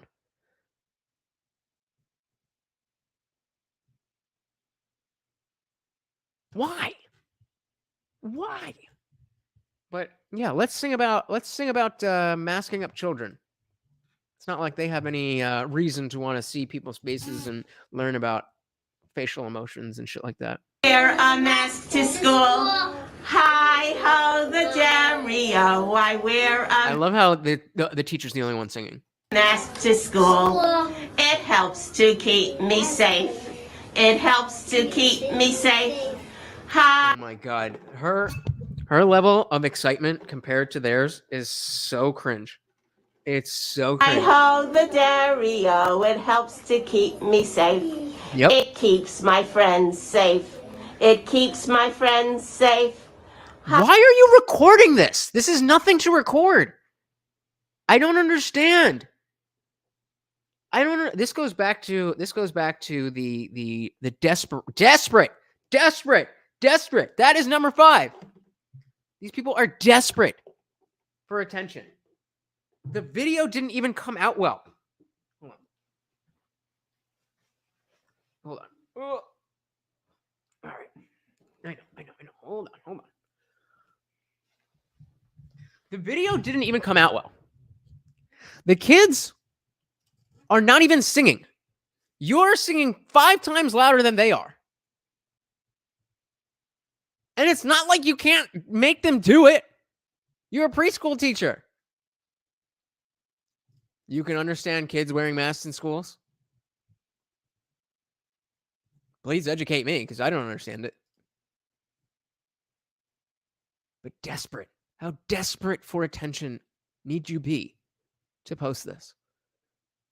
I wonder how much longer she's going to keep going with these children. Oh my God. I don't know if you can see this, but like one of my, I have facial hair. So, my whole face gets itchy with the mask, but the back of the ears, that's what really kills me. And if you can see, I don't know how well you can see, but this girl right here, look at the shape of her ear. It goes back like that, but you can see it's bent this way. It goes wah, wah, because of the mask. 8 hours a day? Every day? And then, again, that's not even to bring up anything about the fact that kids need to be able to see other people's faces to learn how other people use their faces to emote. I hold the dairy-o, it keeps my friends safe. And let me see a hooray! Put your hands up in the air! Oh my God. That was hard to watch. That was hard to watch. All right, deep breath, deep breath. We're making moves. We're figuring this out. So this one, this comment that she's replying to says, "What is it like being NB? I don't know what that means. ENBY? Being NB and a teacher. I'm also non-binary, and my dream job is teaching high school history." I'm not even touching that part of it, but that's what it says. So I came out as non-binary a little over a year ago. When I started interviewing for jobs, I was still in the closet about my gender identity. I was also dating a guy at the time and was afraid to come out because he was straight. Well, that relationship ended, and after I got You don't say. a job and moved out to Seattle, and after I saw how accepting my district was, I finally became open about being non-binary. I do get a lot of questions from students at the beginning of the semester, and I just answer those very honestly. Stunning. Stunning and brave.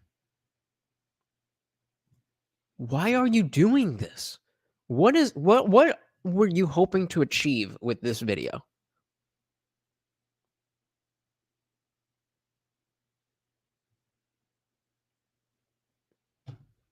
I don't have the answer. I'm just posing questions, guys. When we do class introductions, I have everyone include their pronouns, and I talk about why it matters.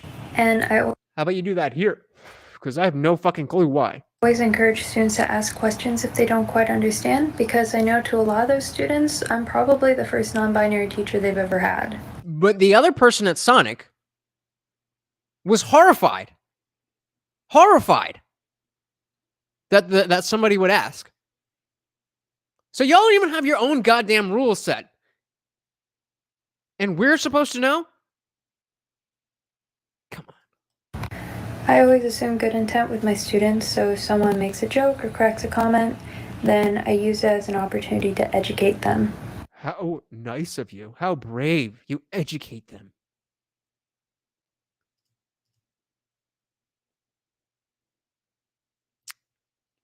Lonely? Or what we started out with arrogant, entitled.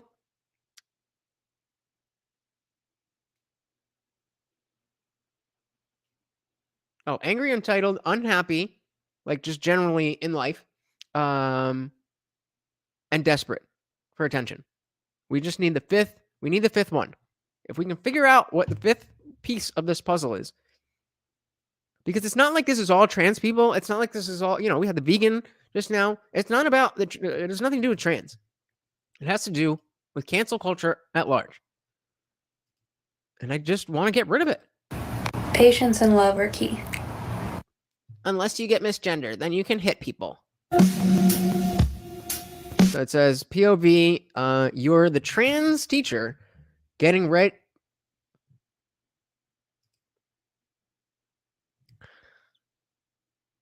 Are you guys ready for this? POV, you're the trans teacher getting ready to corrupt young minds. Hashtag I deserve tuition contest.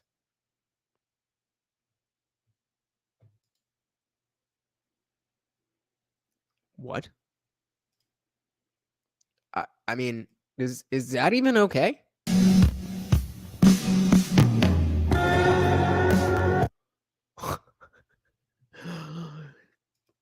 Is that some cope or is that some cope? To the baristas at my Starbucks.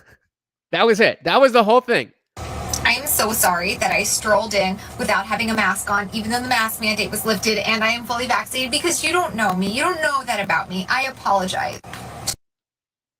Okay. I'm with her so far. To the man at Starbucks who got offended when I yelled, "Oh my God, I'm not a fucking Republican. I'm so sorry. I believe in science." The virtue signaling is so. This is not somebody. So let's go through the list. Definitely seems lonely. Definitely seems desperate for attention. approval. That's the other thing. It's not just attention. It's positive attention. They need that positive attention because you can get a lot of attention doing negative things, but they need the approval. So we're going to swap that out and desperate for attention for desperate for approval. So we still only have 4 pieces, but we're starting to put it together. What is wrong with all of these people? I'm not sorry. To my mom, who I was on the phone with, I'm sorry. You forgot a mask as you were going into Starbucks. The fact that they asked you to wear a mask turned you into, oh my God, look at me. You're looking at me in a way that I don't want people to look at me. I'm not the thing that you think I am.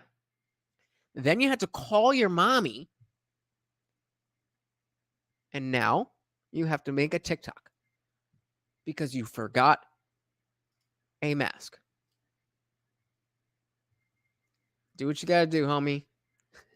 In film says, my pronouns are Uhtred, 30th grade, grandson, a great grandson of Uhtred. Use them, you bigot. Yes, Uhtred. I said fucking. I am so tired of catering to cis people's feelings. We're tired of catering to your feelings! Because I do. I do it every time I go to a restaurant and the server says, hi, ladies, and I don't correct them. We do it every time we see your fat fucking face and also don't say anything. Let's take it down a notch. Let's take it down a notch. We are here to learn. We are here to help.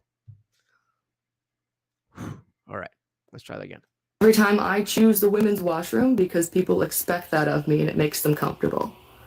Every time I go to the grocery store and ignore being called miss or ma'am.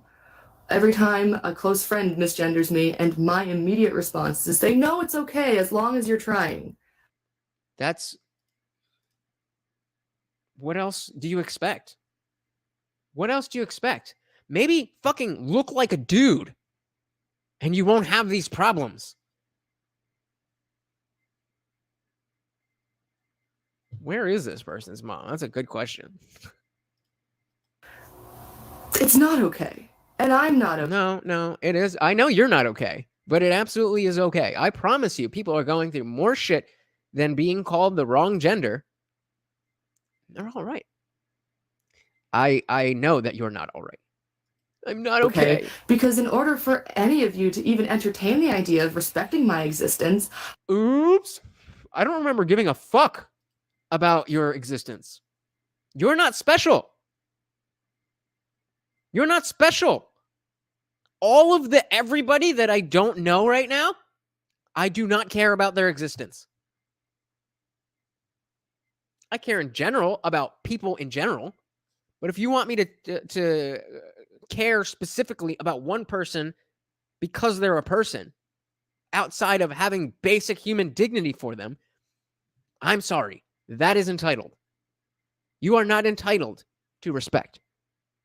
You earn respect. I have to water down all of my emotions lest I live up to the whiny crybabies trans stereotype that you... Yeah, that's coming out real clear. ...all have in your heads. Because God forbid you take someone seriously when they are showing valid emotion. What? That was it. That was it. There is no point. It's just...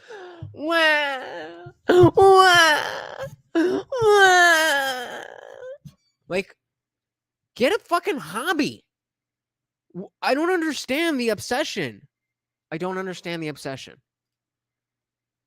Again, let's take it down. We are trying to help here. We're trying to help. I hate that straight people have... I hate straight people.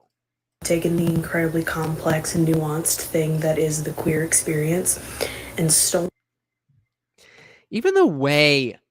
Like, why can't you just say, I hate the way cis people do whatever about being queer, or use the word queer? A unique and nuanced experience of being queer. This is why people don't like you. ...it, oversimplified it, bastardized it, commodified it, and then they try to straight-splain it back to us as if they know more about it than we do. She's not 100% wrong. They definitely have commodified it. Or this person, I'm sorry. They're not wrong. The commodification of your gender identity is exactly why we are in this position. But you're not helping by contributing to the bullshit. Any film say, will not misgender a woman who dresses up as a man by calling her a man. Fair enough. That's very sensitive of you. I hate that we have to make ourselves either entirely invisible or shove our identities into neat little stereotypes that they can easily digest in order. Again, where is this, like, what makes you think people care enough about you that, oh, I have to do this, that, and the other? You could just go about your life. You can be that trans person. I promise you, we don't care. But again, you have to make it your entire personality. And that, in and of itself, making your personality about your gender is annoying. Making your gender your entire personality. That seems to be a significant portion of this. Because remember, it's not all about trans shit. Significantly represented here, but it's not all about the trans shit. It's about, well, holy shit, I just realized half this thing's eyebrow is gone. But we want to, even the vegan dude, because I'm trying to put him in the context of how does this all come together, because believe it or not, I actually seriously do want to help this situation. I don't necessarily care about helping any individual people, but I absolutely do want to help this situation be less of an issue.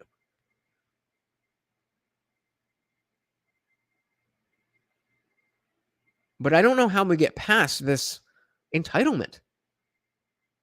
Like, let's go back to the last thing she said and see if any of you have this in your life from all of the people that you just, happen upon throughout the day. To us as if they know more about it than we do. All right, ready? I hate that we have to make ourselves either entirely invisible or shove our identities into neat little stereotypes that they can easily digest in order for them to take us seriously. What do you mean take you seriously? What do you mean take you seriously? As in, think that you're making your gender, your entire personhood, is something that should be taken seriously? What if my entire identity, my entire life was about the fact that I was a man? And I talk a decent amount about being a man, about men's issues, all that, but that has, like, being a man specifically has consciously so little to do with anything that I do most days.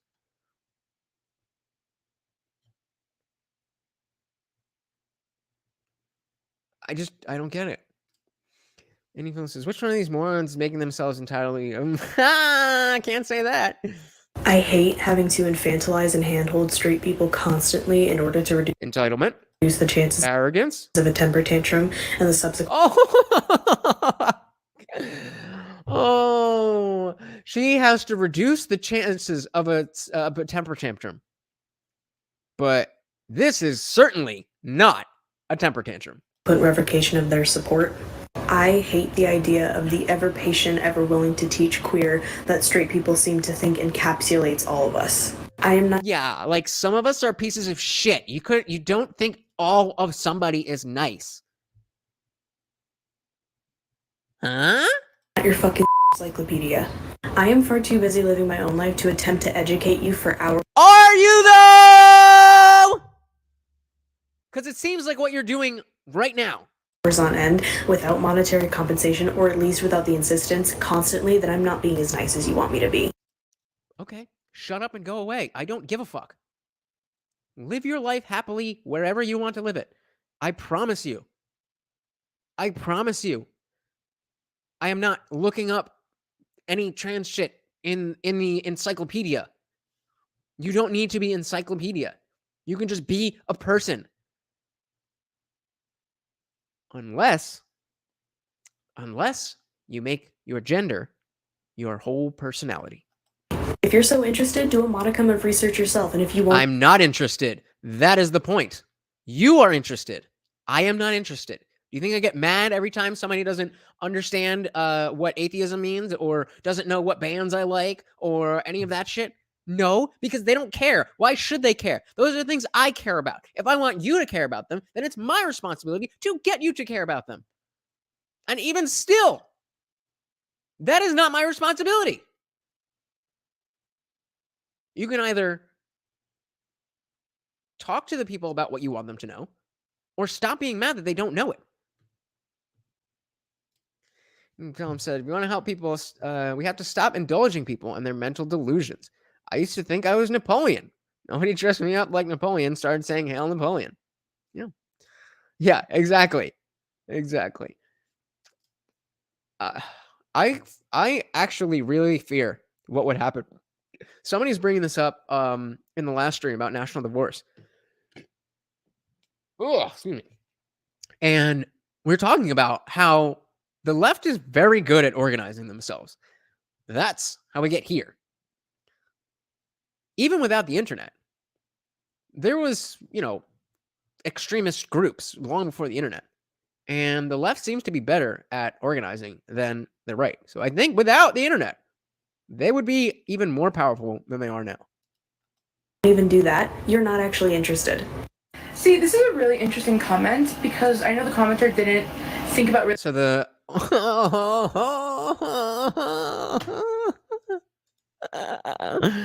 right, you ready? The comment that she's replying to says, that's good. Being fat is bad and unhealthy. Oh, shit. What did I do here? Exactly. But yeah, so it says, this is from Fat Fab Feminist, replying to a comment that said, that's good. Being fat is bad and unhealthy. Really what he was saying, he just wanted to leave a hate comment, which is fine. But my question is, why is being unhealthy a bad thing? First of all, Is that a trick question? Why is being unhealthy a bad thing? Because you'll die. Are you asking me if I care if you are unhealthy? No. I don't. But obviously not all fat people are unhealthy, but let's say they were. What is the moral issue with being unhealthy? Why does that make you a bad person? Nobody said it makes you a bad person. It's just bad for you. It is not conducive to your well-being. It is not a moral statement. It is a descriptive statement. You moron. Because that's how we get to the core of fat phobia, right? No.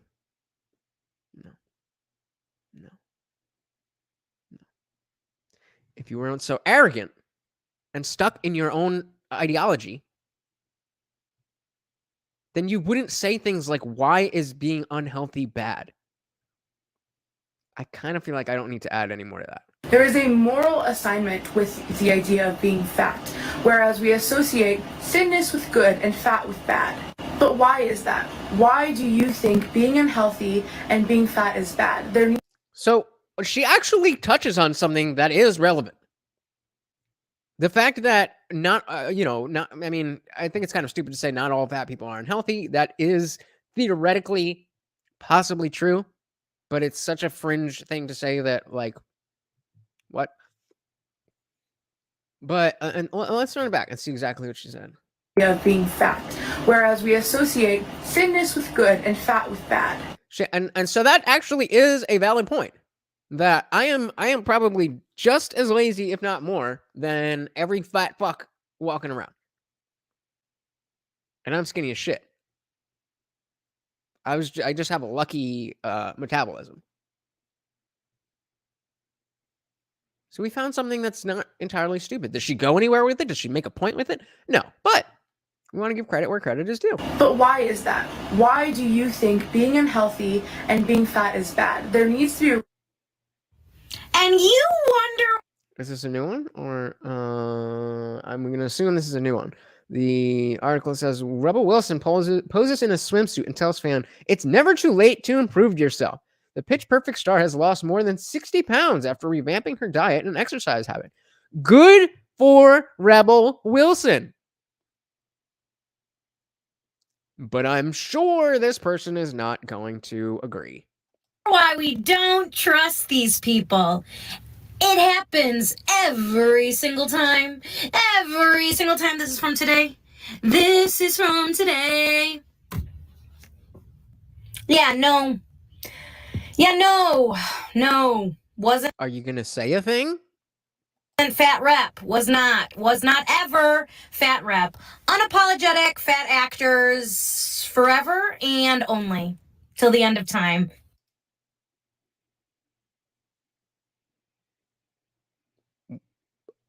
I think what's happening here is that this person identified with Rebel Wilson being a fat person. And because she is lonely, unhealthy, fat, she liked the fact that there was somebody in the movies who was as unhealthy as they are. And now Rebel Wilson loses 60 pounds. I don't know. What does she even look like? She's still probably ugly, but.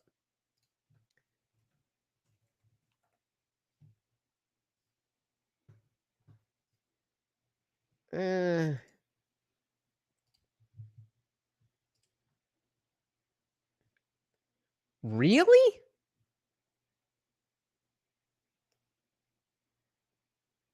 I mean, she don't look good, but I didn't expect her to look that good. So now it makes sense. If you look like this, and you identified with somebody because they looked like you, and then they turned into this, makes sense that you're a little salty. So I think the fifth thing here is, real quick, Any Film says, being unhealthy is bad because you're going to cost the taxpayers a bunch of money for your fat hospitalization. Yes.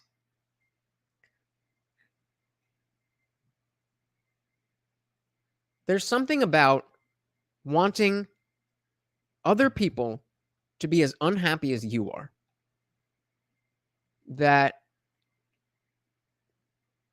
is just really ugly. It's really, really ugly.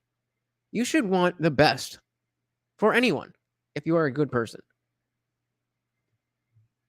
Indeed we are, Sketchy. Indeed we are. Let's go. Let's run this back just because I didn't even really understand where we were coming from. Actually, let's go back to this chick too. Really what he was saying. And he just wanted to leave a hate comment, which is fine. But my question is, why is being unhealthy a bad thing? First of all, obviously not all fat people are unhealthy, but let's say they were. What is the moral issue with being unhealthy? Why does that make you a bad person? Because that's how we get to the core of fat phobia, right? There is a moral assignment with the idea of being fat, whereas we associate thinness with good and fat with bad. But why is that? Why do you think being unhealthy and being fat is bad? There needs to be So this is the one that we were just looking. So again, this says Rebel Wilson poses in a swimsuit and tells fan, "It's never too late to improve yourself." The Pitch Perfect star has lost more than 60 pounds after revamping her diet and exercise habits. And this is the response from this. Oh shit. Wrong one. You wonder why we don't trust these people. So who is we? And trust them in what capacity? Again, it comes back to we being fat people. Don't trust Hollywood because people want to look good.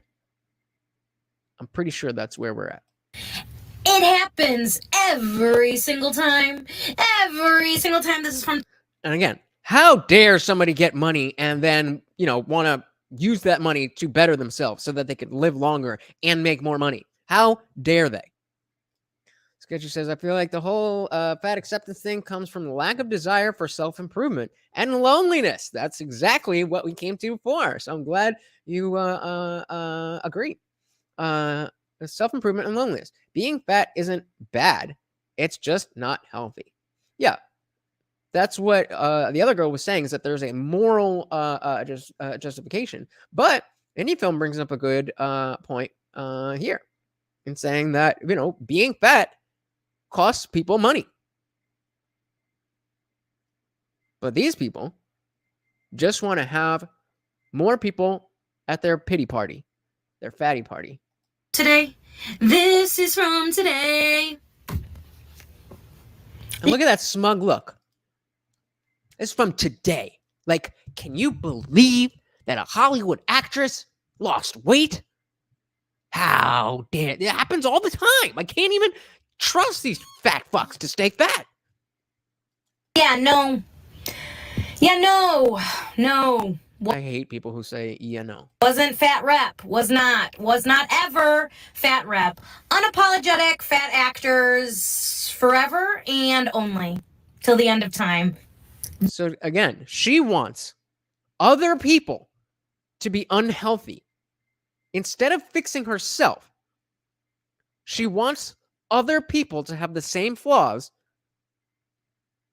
because she's entitled, arrogant, alone, desperate for attention, and we're looking for number 5. Once we hit number 5, I think we've got something. This is boring. That TikTok was boring. All right, I think this is the last one for this compilation. So let's see if we can knock out the fifth thing that all of these people have in common.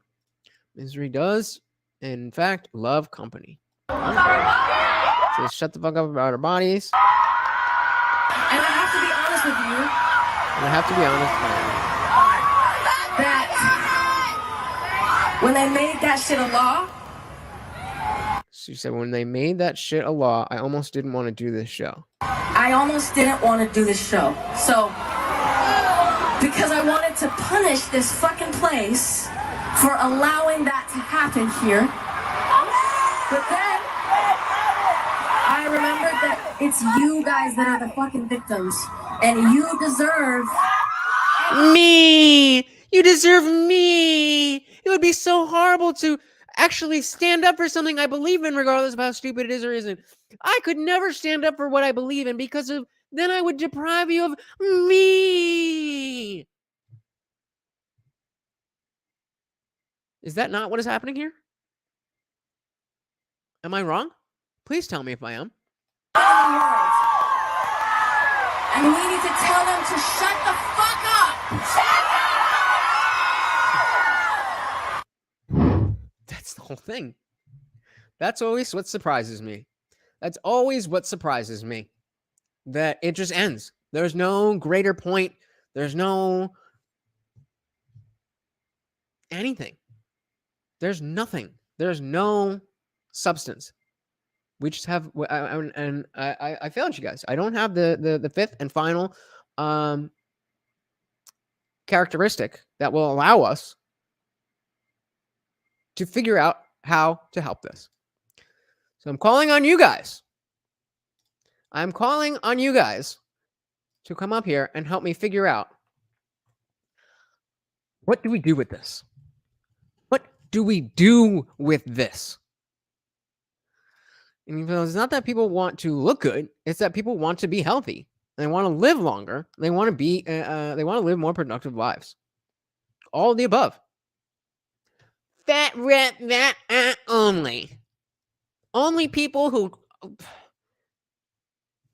crazy. Sketchy says, "I hate anyone," says Sketchy, "who thinks they are the reward.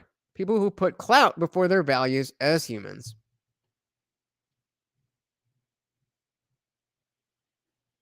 Yeah. I mean, we just, again, we have people are unhappy. They're arrogant. They're desperate for attention. And they're lonely. What can you do with that? What can you do with that? And the sad thing is, they all have these little groups that of each other that they're in. So they get, I know a bunch of us are just kind of lone wolf dudes. I know some of you guys are like me. Like, I don't really hang out with people. Like, Dr. Evil Genius get mad that I haven't gone and visited him yet. Like, I don't really visit motherfuckers in the next town over. I will, but, I'll go hang out with Dr. Evil Genius. Definitely want to go do that. But point is, I don't need that constant validation for trivial things.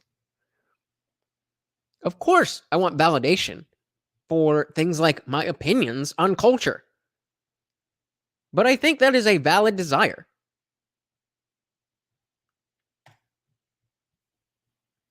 Yep. Perfectly said.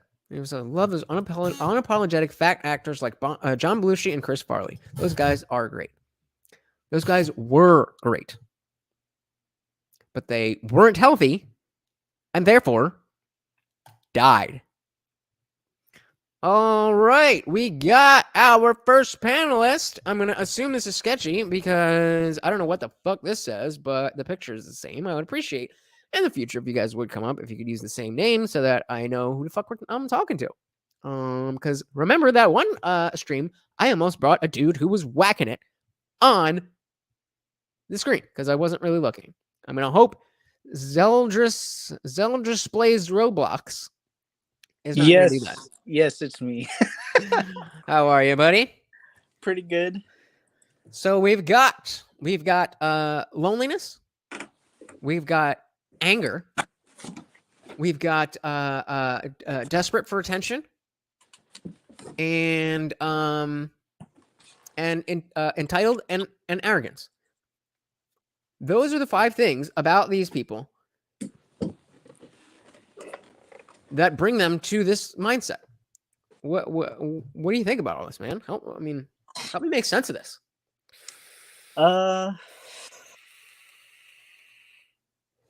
Let's see. I feel like a lot of people are just how do I put this? I feel like the new societal norm has become, it's about me, what benefits me the most, not how can I improve myself, how can I help others see me for me. You know what I mean? Mm-hmm. It's like, you got to accept me how I am, otherwise you don't deserve me. Well, right, but and that's, its own thing. When people are like, if you don't deserve me, if you don't like me, am I worse than blah, blah, blah, blah, blah. That, okay, it's stupid, but I can understand that. Mm-hmm. But in this case, they're not saying I am who I'm going to be. They're saying I'm someone else. And then, right, because they're not saying they're, like, if you're just a feminine dude or you're a masculine woman, then unapologetically being you is whatever, just be you. Yeah. But that's not what they're doing. That's always been a huge disconnect for me. How can you want to say things like be happy in your own skin and beautiful at every size and all this shit like that? You're all desperate to get plastic surgery or to lose weight or to flaunt your gender or to whatever. Or in the case of the other person, desperate to have other people not lose weight so you can be the same size as Hollywood people. Isn't that an interesting way of doing mental gymnastics? Oh, I look like people in Hollywood.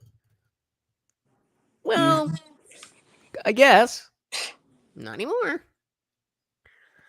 I don't know, man. I think if there's people that are this lonely and this angry, they're always going to have that need for positive feedback, for attention. Yeah. And I just wonder, what can we do about it? And for those people who like, if you won't date me, you're fat phobic. I like to repeat the thing that Poor Man's Podcast once said. I don't know if you ever checked that out, but he once said that if you're fat, I won't date you because it reflects your dietary choices day by day. It's not because I don't like the way you look. Well, that depends. Kind of on the person. On the person, it depends, but it just reflects your dietary choices day by day. And not even just that, your general the general level of care that you have for yourself, the level of discipline that you have, all these things are literally written all over your body. Yeah, and it just comes down to a question: is do I want that in my life? I sure as shit don't. I sure as shit don't. I really hoped that we could figure something out here, man. But unfortunately, I feel like we're kind of spinning wheels, and we're kind of, we figured out what's wrong with these people besides their silly ideas themselves. But I don't know what to do. Yeah. And as far as the whole cancel culture videos go, I feel like people are canceling out the stuff they don't like. Like, okay, how you want people to change, right? How are you going to have this group of people, like, say there's this group of racists, how are you going to have them change their points of view and see black people as people if you're just going to cancel them and take, like, just what I'm trying to say? I can't even think right now. You good? Okay, how are you gonna expect people to change if you're just gonna cancel out their whole life, make everybody hate them? Yeah, I mean, people have to have some opportunity to learn. And these people act like they came out of the womb already knowing all of this shit. Like somebody told it to you like a few years ago. That's it. So for you to and especially if you're somebody who has like genuine if you have genuine gender dysphoria, you're like as legit as it comes and you're not trying to, be an activist and you're just trying to live your life, then like I agree that maybe people can feel like they like whatever that experience is of feeling like you're a different gender. I can accept that people would have that earlier in life. But somebody still told you about it. And when we see the social contagion aspect, when we see the fact that it's not just, there was a Bill Maher bit about how by 2030, with the rate of increases of how many, non-cis people there are, by 2030, we're all going to be gay. The numbers don't make sense. That's true. There's too many people just doing it because it's something to do. Yep. But that doesn't mean that they're, they don't need help. These are not happy people. These are not well-functioning people. In a sense, we're just normalizing the suffering of certain peoples. You know what I mean? Yeah. That's a good way to put it. We're normalizing the suffering of these people. And we're trying to say that it's normal that you feel this way, and it's normal that you would do the actions that you're doing, including getting mad at Rebel Wilson for losing weight because you wanted her to be fat like you. It's crazy. Indie Film says raising kids in society is all about adapting them to society. Not that they are all special little individuals. Being a special individual does not help society go forward. And that brings up the good point about the boomers, because the boomers are the ones who raise the millennials, like myself. Those of us in our 30s and 40s right now, who arguably are the worst of it, because even if the Gen Z people are worse with it, they're children. So we're the ones who are learning it. Right. So by 35 years old, you should not need your gender to be your personality. It should just be a thing that is. And the funny thing is, I was going to say it should just be a thing, kind of like your hair color. And then I realized all of them dye their fucking hair too. But like, think about like it should be as important to you as the size of your fingernails. Nope, can't use that one either.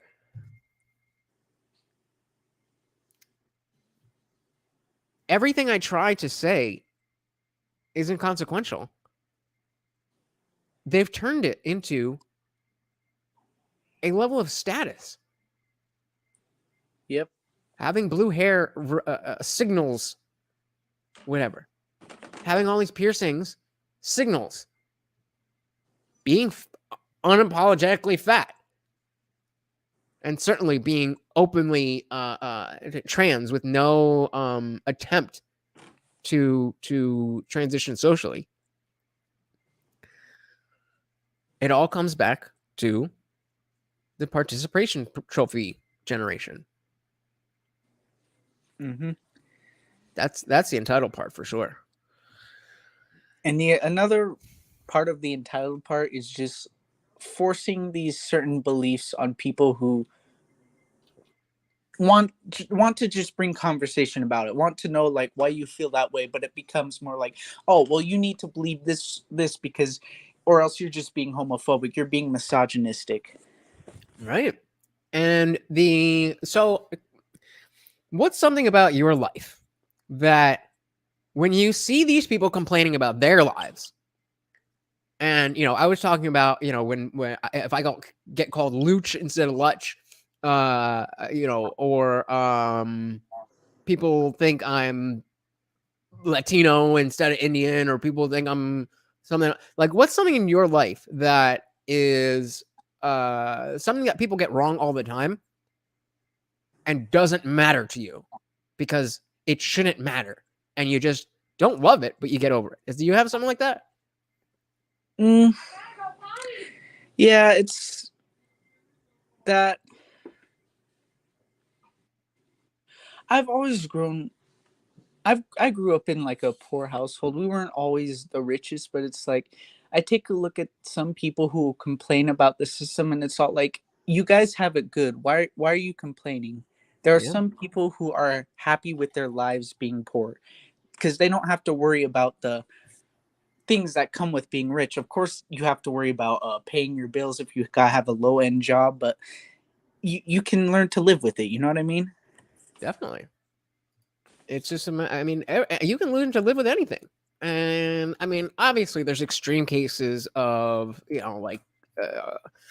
self-deletion type thinking that, if you got wires crossed and whatever, I get that. But again, even when it comes to specifically trans people, that's not what's happening. And he was like, why you bring the Democrats into this? They're never going to change. They'll always be the racists. Well, because they're people that we need to. They're the ones. They're the ones that we're talking about. They're polite racists. I don't even know about that. But the idea is that you can't escape these people. Mm-hmm. And so, do you just want to retreat further into your own cave, into your own hole? Or do you want to advance? Do you not want to have to hide your opinion? Do you not want to have to feel like everybody else thinks that the world is upside down to the way it really is? Mm-hmm. And you have to pretend to go along with it. That's what happens when you stay quiet. That's why I'm bringing Democrats into this. Because they are the ones that need to change. Mm-hmm. In this way, at least. There's certainly issues on the right. But they're just, when I was growing up, the religious right was the biggest threat to my happiness. Now it's the religious left, the quote unquote religious left, religious to their ideology.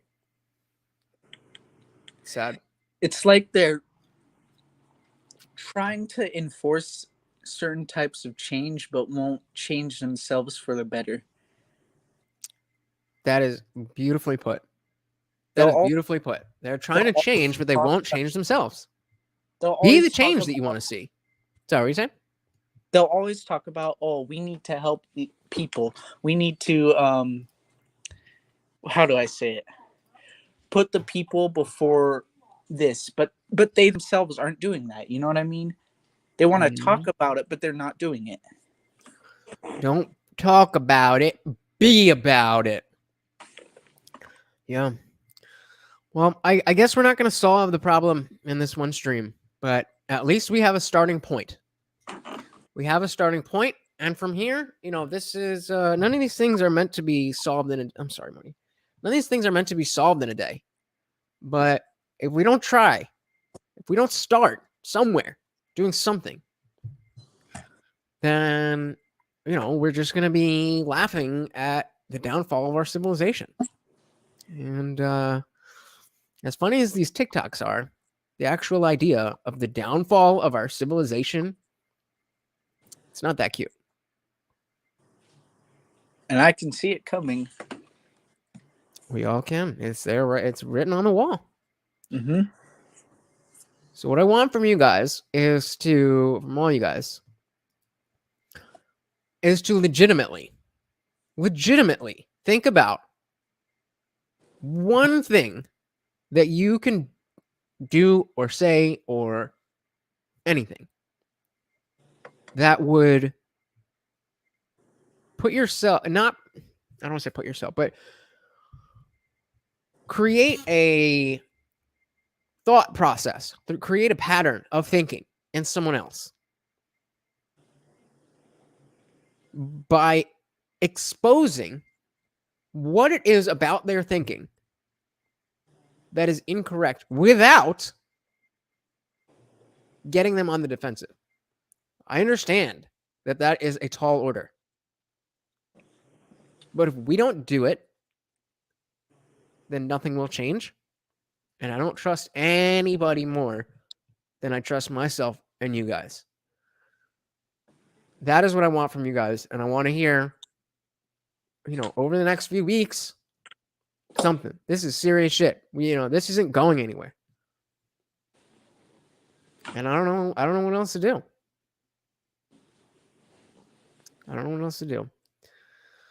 Sketchy, you want to tell any last words for the people? Want to tell them where they can find you? Nope. Just I recommend checking out Poor Man's podcast if you can.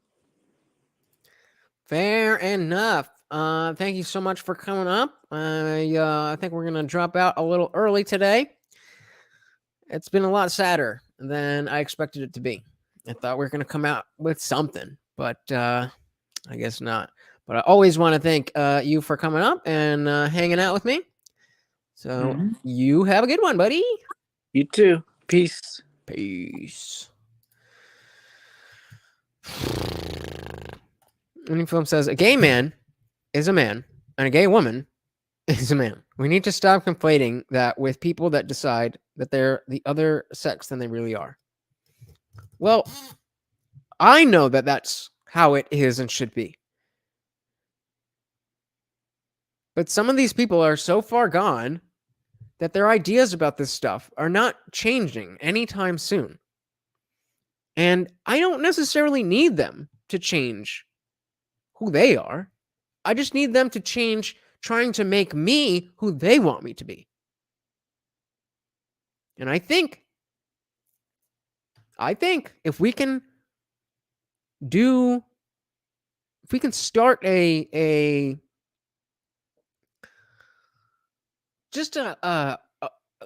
rhetorical talking point, just something to put out there that is bridges the gap between trans people are stupid and like, oh my god, if you're not, how do you not know how to use bug self? There's got to be a middle ground. Hold on, sorry. There's got to be a middle ground between those two. And I'm destined to find it. I know it's silly. I know all this stuff is silly. But if we don't do anything about it, it's only going to get worse. It's only going to get worse. Anybody else want to come up? I hate to end on such a negative note, but I wanted to find more than we found. I think that, hey, Lou, welcome. No, they didn't. Hey, we got Alex Pickus in the building. So since Lou just dropped in, let's see it. Oh, did I fucking? Oh, hold on. Let's see if I can find the original thing that got us on the discussion of. Well, that was easy. So with Metallica, what had happened was, what the fuck? What was that bit? Yeah. So do you remember? Welcome back So Metallica is canceled. to Is Your Faith Problematic? On this episode, we're going to be covering. Oh, sorry. Hold on. I got you. Welcome back to Is Your Faith Problematic? On this episode, we're going to be covering Metallica. This band is ancient, so let's just jump straight in because it's going to be very, very long. But before we start, let's have some content warnings. So we got the trigger warnings there. And starting off with a bang, there is their anti-Semitism. First, there's this picture of Hetfield and Ulrich doing a Nazi salute. More recently, Hetfield plays on this guitar that contains iron crosses. We went over how, even though that picture with them doing the thing is not ideal, in 1989, that meant something very different than it means in 2022. Or at least it was seen, you could joke about it. People didn't care about jokes because they knew they were jokes. Were they though? Yes, they were. Oh, shit. I think I just accidentally choked my dog because this is like, he's sitting on my lap and it like... Anyway. And if you don't know, iron crosses are neo-Nazi dog whistle symbols. Then we talked about how they're also a skateboard company and there's also a motorcycle company and all that shit. There's also the fact that he hung out with Carrie King, this Aryan Brotherhood looking motherfucker right here, who is... We also talked about how she's too fucking young to have ever seen the Dukes of Hazzard, which was a very recent show. Not very recent, but recent enough that that the Confederate flag was all over TV. That this is not a big deal. Am I in support of the shirt that says you'll wear your X in reference to... You know what? Somebody else said you wear your X and I'll wear mine was a reference to Malcolm X. But the way that it's printed... The way that it's printed looks a lot more. Let's see if I can, because it won't let it any bigger. But it looks a lot more like straight edge than Malcolm X. Can you see? Can you see that? Let's see.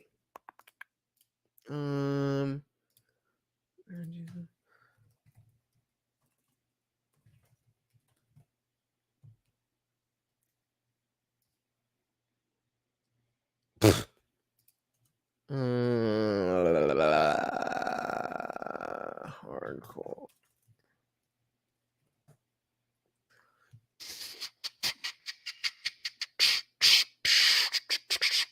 See, like this kind of shit. This is what I was talking about.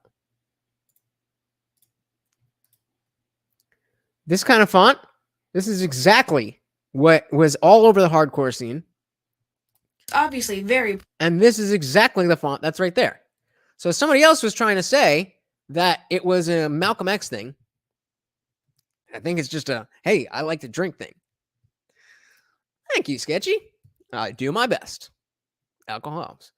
Yeah, that's the example I used about the Confederate flag earlier. Is that it was not that long ago. Dukes of Hazzard was on regular TV, but now we gotta cancel Metallica.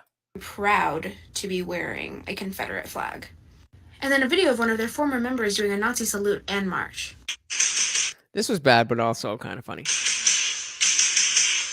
Next up. and like, even if that's what it was, what it looked like, even if that's what it looked like, imagine thinking a 3-second clip like that has any kind of weight for like the most popular band of the modern time. There's some more racism. And I heard James say about Ice-T, because Ice-T was supposed to join us on the tour. He said, I don't want to share my stage with a N-word. And that story is even corroborated by Axl Rose himself. Oh my God, Axl Rose, the investigative journalist. Oh no. She means the fucking drug addict, fucking Guns N' Roses. Before the show ended, though, Rose got in a few verbal licks at GNR's one-time tour mates Metallica, especially lead singer James Hetfield, whom Rose called a racist. Apparently because Axl blames Hetfield for keeping Ice-T and Body Count off last year's GNR Metallica tour. Then there's And Sketchy Plays, you were absolutely right here. I don't want to say it. Is also the Hindu mark of peace. I believe in certain instances may not even mean Nazi shit. Yep. Yeah. It's I mean, you can see it all over. Let's do non-Nazi. Sure.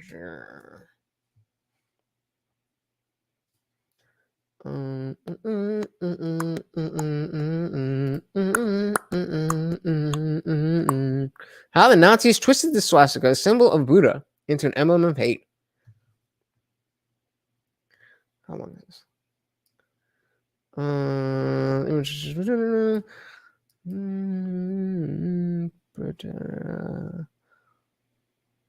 Nope. The swastika is no longer. Come on. Okay, I'm not reading all that, but yes, you are right. There's his racism against East Asian people, and his use of the O word, and making fun of the call to stop calling people that word. You don't know Kung Fu! A lot of Oriental fans smashing Metallica record. Isn't it Asian? Politically sensitive? So even the guys in the band are having the conversation. Wait, shouldn't we be saying this? But they all get canceled because one guy said Oriental to his Asian bandmate. Then there was this statement that he was praised for speaking out against racism. And again, to make sure we understand what band we are canceling, this states, facing the crowd roughly 20 minutes into a show,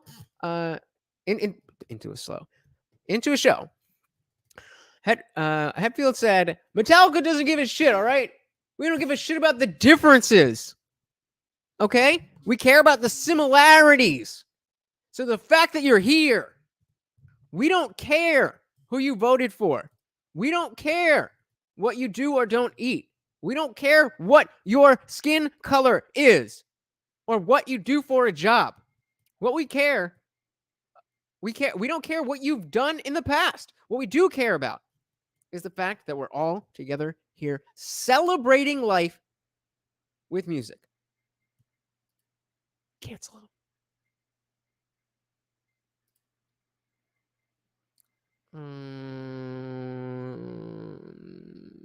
I don't know.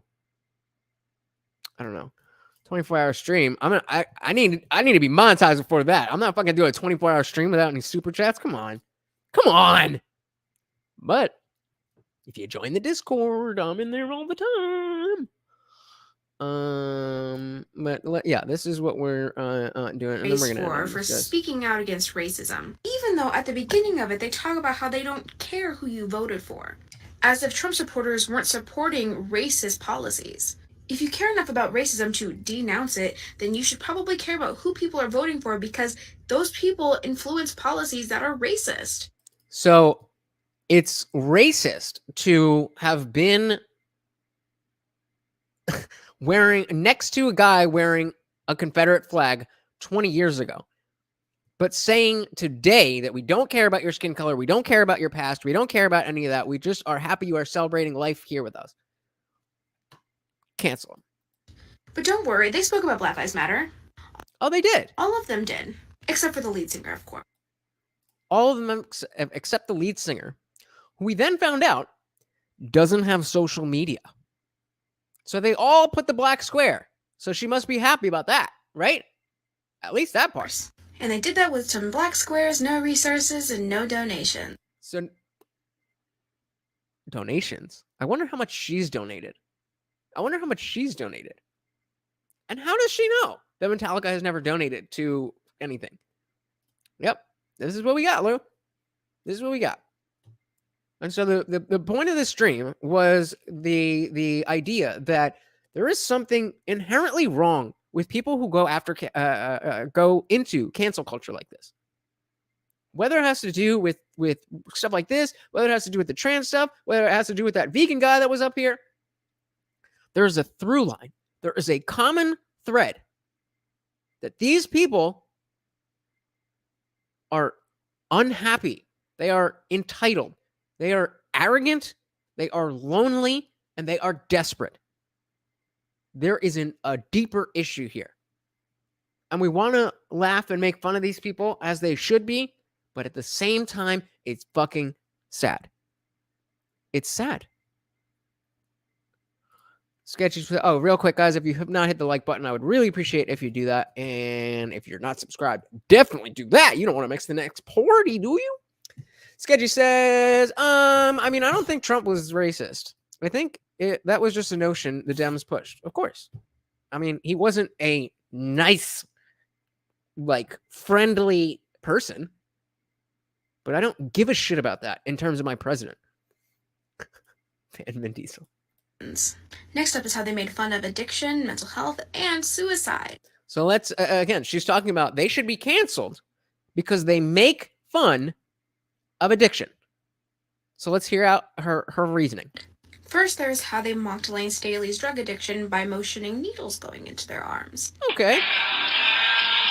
A little tasteless, I suppose. What I find weird about this is that they are so quick to make fun of somebody's drug addiction, but when James himself was put into rehab, that's when they started taking drug addiction.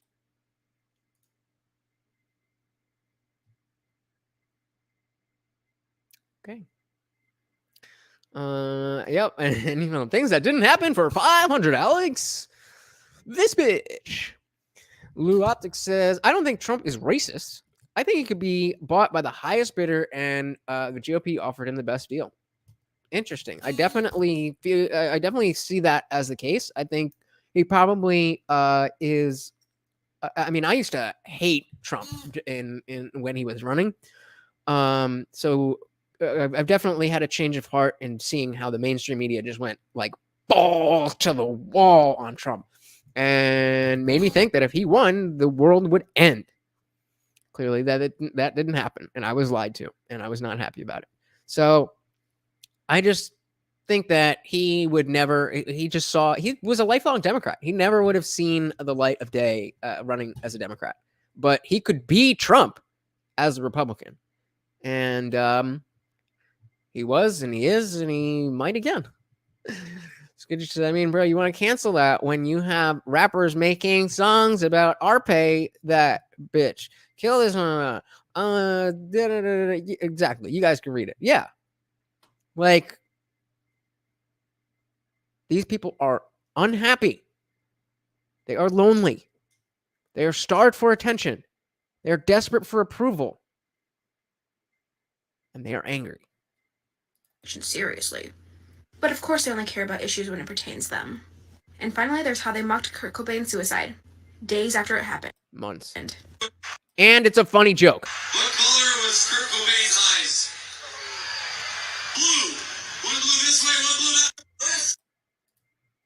that way. That's funny. I don't give a shit who you are. That is funny.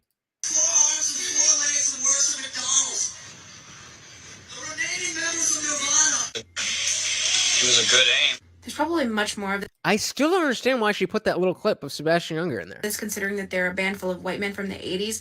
Oops! Again, as we looked up before, one of them is Filipino and one of them is Latino. But this is all I can find for right now. So if I missed anything, please let me know.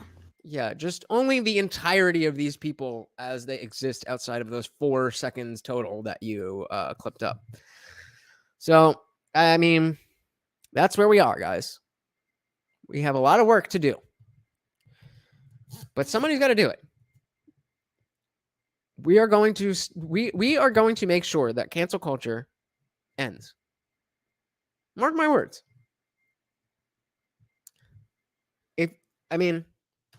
Somebody's got to do something. So what about the show Euphoria that normalizes addiction and depression in teens? I think cancel culture is selective. I fucking love Euphoria. I don't know. I love Euphoria. I have zero issues with Euphoria. That show is dope. But it's we've always had shows that were, raw and real. You ever see Trainspotting? That's from like 2005 or something. You ever seen Requiem for a Dream? That shit's not cute. It's not necessarily normalizing it just to show it. I think maybe glorifying. Even if you show something in a negative light, to put it on TV is in fact to glorify it to some extent. But I don't really think that is the part of the issue here. I think we have people who the 5 things we listed. They're angry and unhappy and desperate for attention, and so they'll do any of these things to shift to turn the nothingness that is their life into something. I can't say that, but it's okay because they appropriated or blah, blah, blah, blah, blah, blah. I don't know, guys. I don't know what to tell you. It's just I thought we would be able to get a little bit more of an answer, but clearly it's a much bigger issue than I anticipated. It's a much bigger issue. And like I said, we're not going to be able to solve it in one day, but we've started. So call this part 1. We're going to come back. Not in the next stream, but we're going to come back to this, maybe with some relevant update. And we'll make sure that even if every other person out there who is laughing at Libs of TikTok, even though we're laughing too, at least, we are trying something. If you have zero heart for any of it, I can understand that. But that's not me. I really genuinely care about how horribly fucked up these people are. Because again, these are my countrymen. And I want us to be united. We might never be the America we once were, but we don't have to be this. We don't have to be this, guys. So I hope you guys at least learned something about how to make fun of people. Make fun of people in a way that is gonna lighten your conscience a little bit. I'm sure you didn't learn too much about what we can do for these people, but I promise you we're not done. Make sure you are subscribed and ring the bell so that you can be here when we're talking about this next. I know this wasn't the most upbeat party. We still had fun, didn't we? If you guys could hit the like button on your way out, I would really appreciate that. I hope you enjoyed the party. I am your host, Lutch, a.k.a. The Indian Jesus, here to resurrect the second coming of common sense. Oh, real quick, don't forget, I forgot to put the link for the Discord in the description, so I just dropped it in the chat. That is where the party rages on 24/7. You can also support the channel. The support link in the CashApp thingy is going through the screen right now. I am not monetized yet, so I do all of this for you guys for free. So if you can help me out, that would be awesome. Also, go check out my6shirt.com for an official Indian Jesus shirt. Until next time, guys, I'm your host, Lutch, a.k.a. The Indian Jesus. Peace.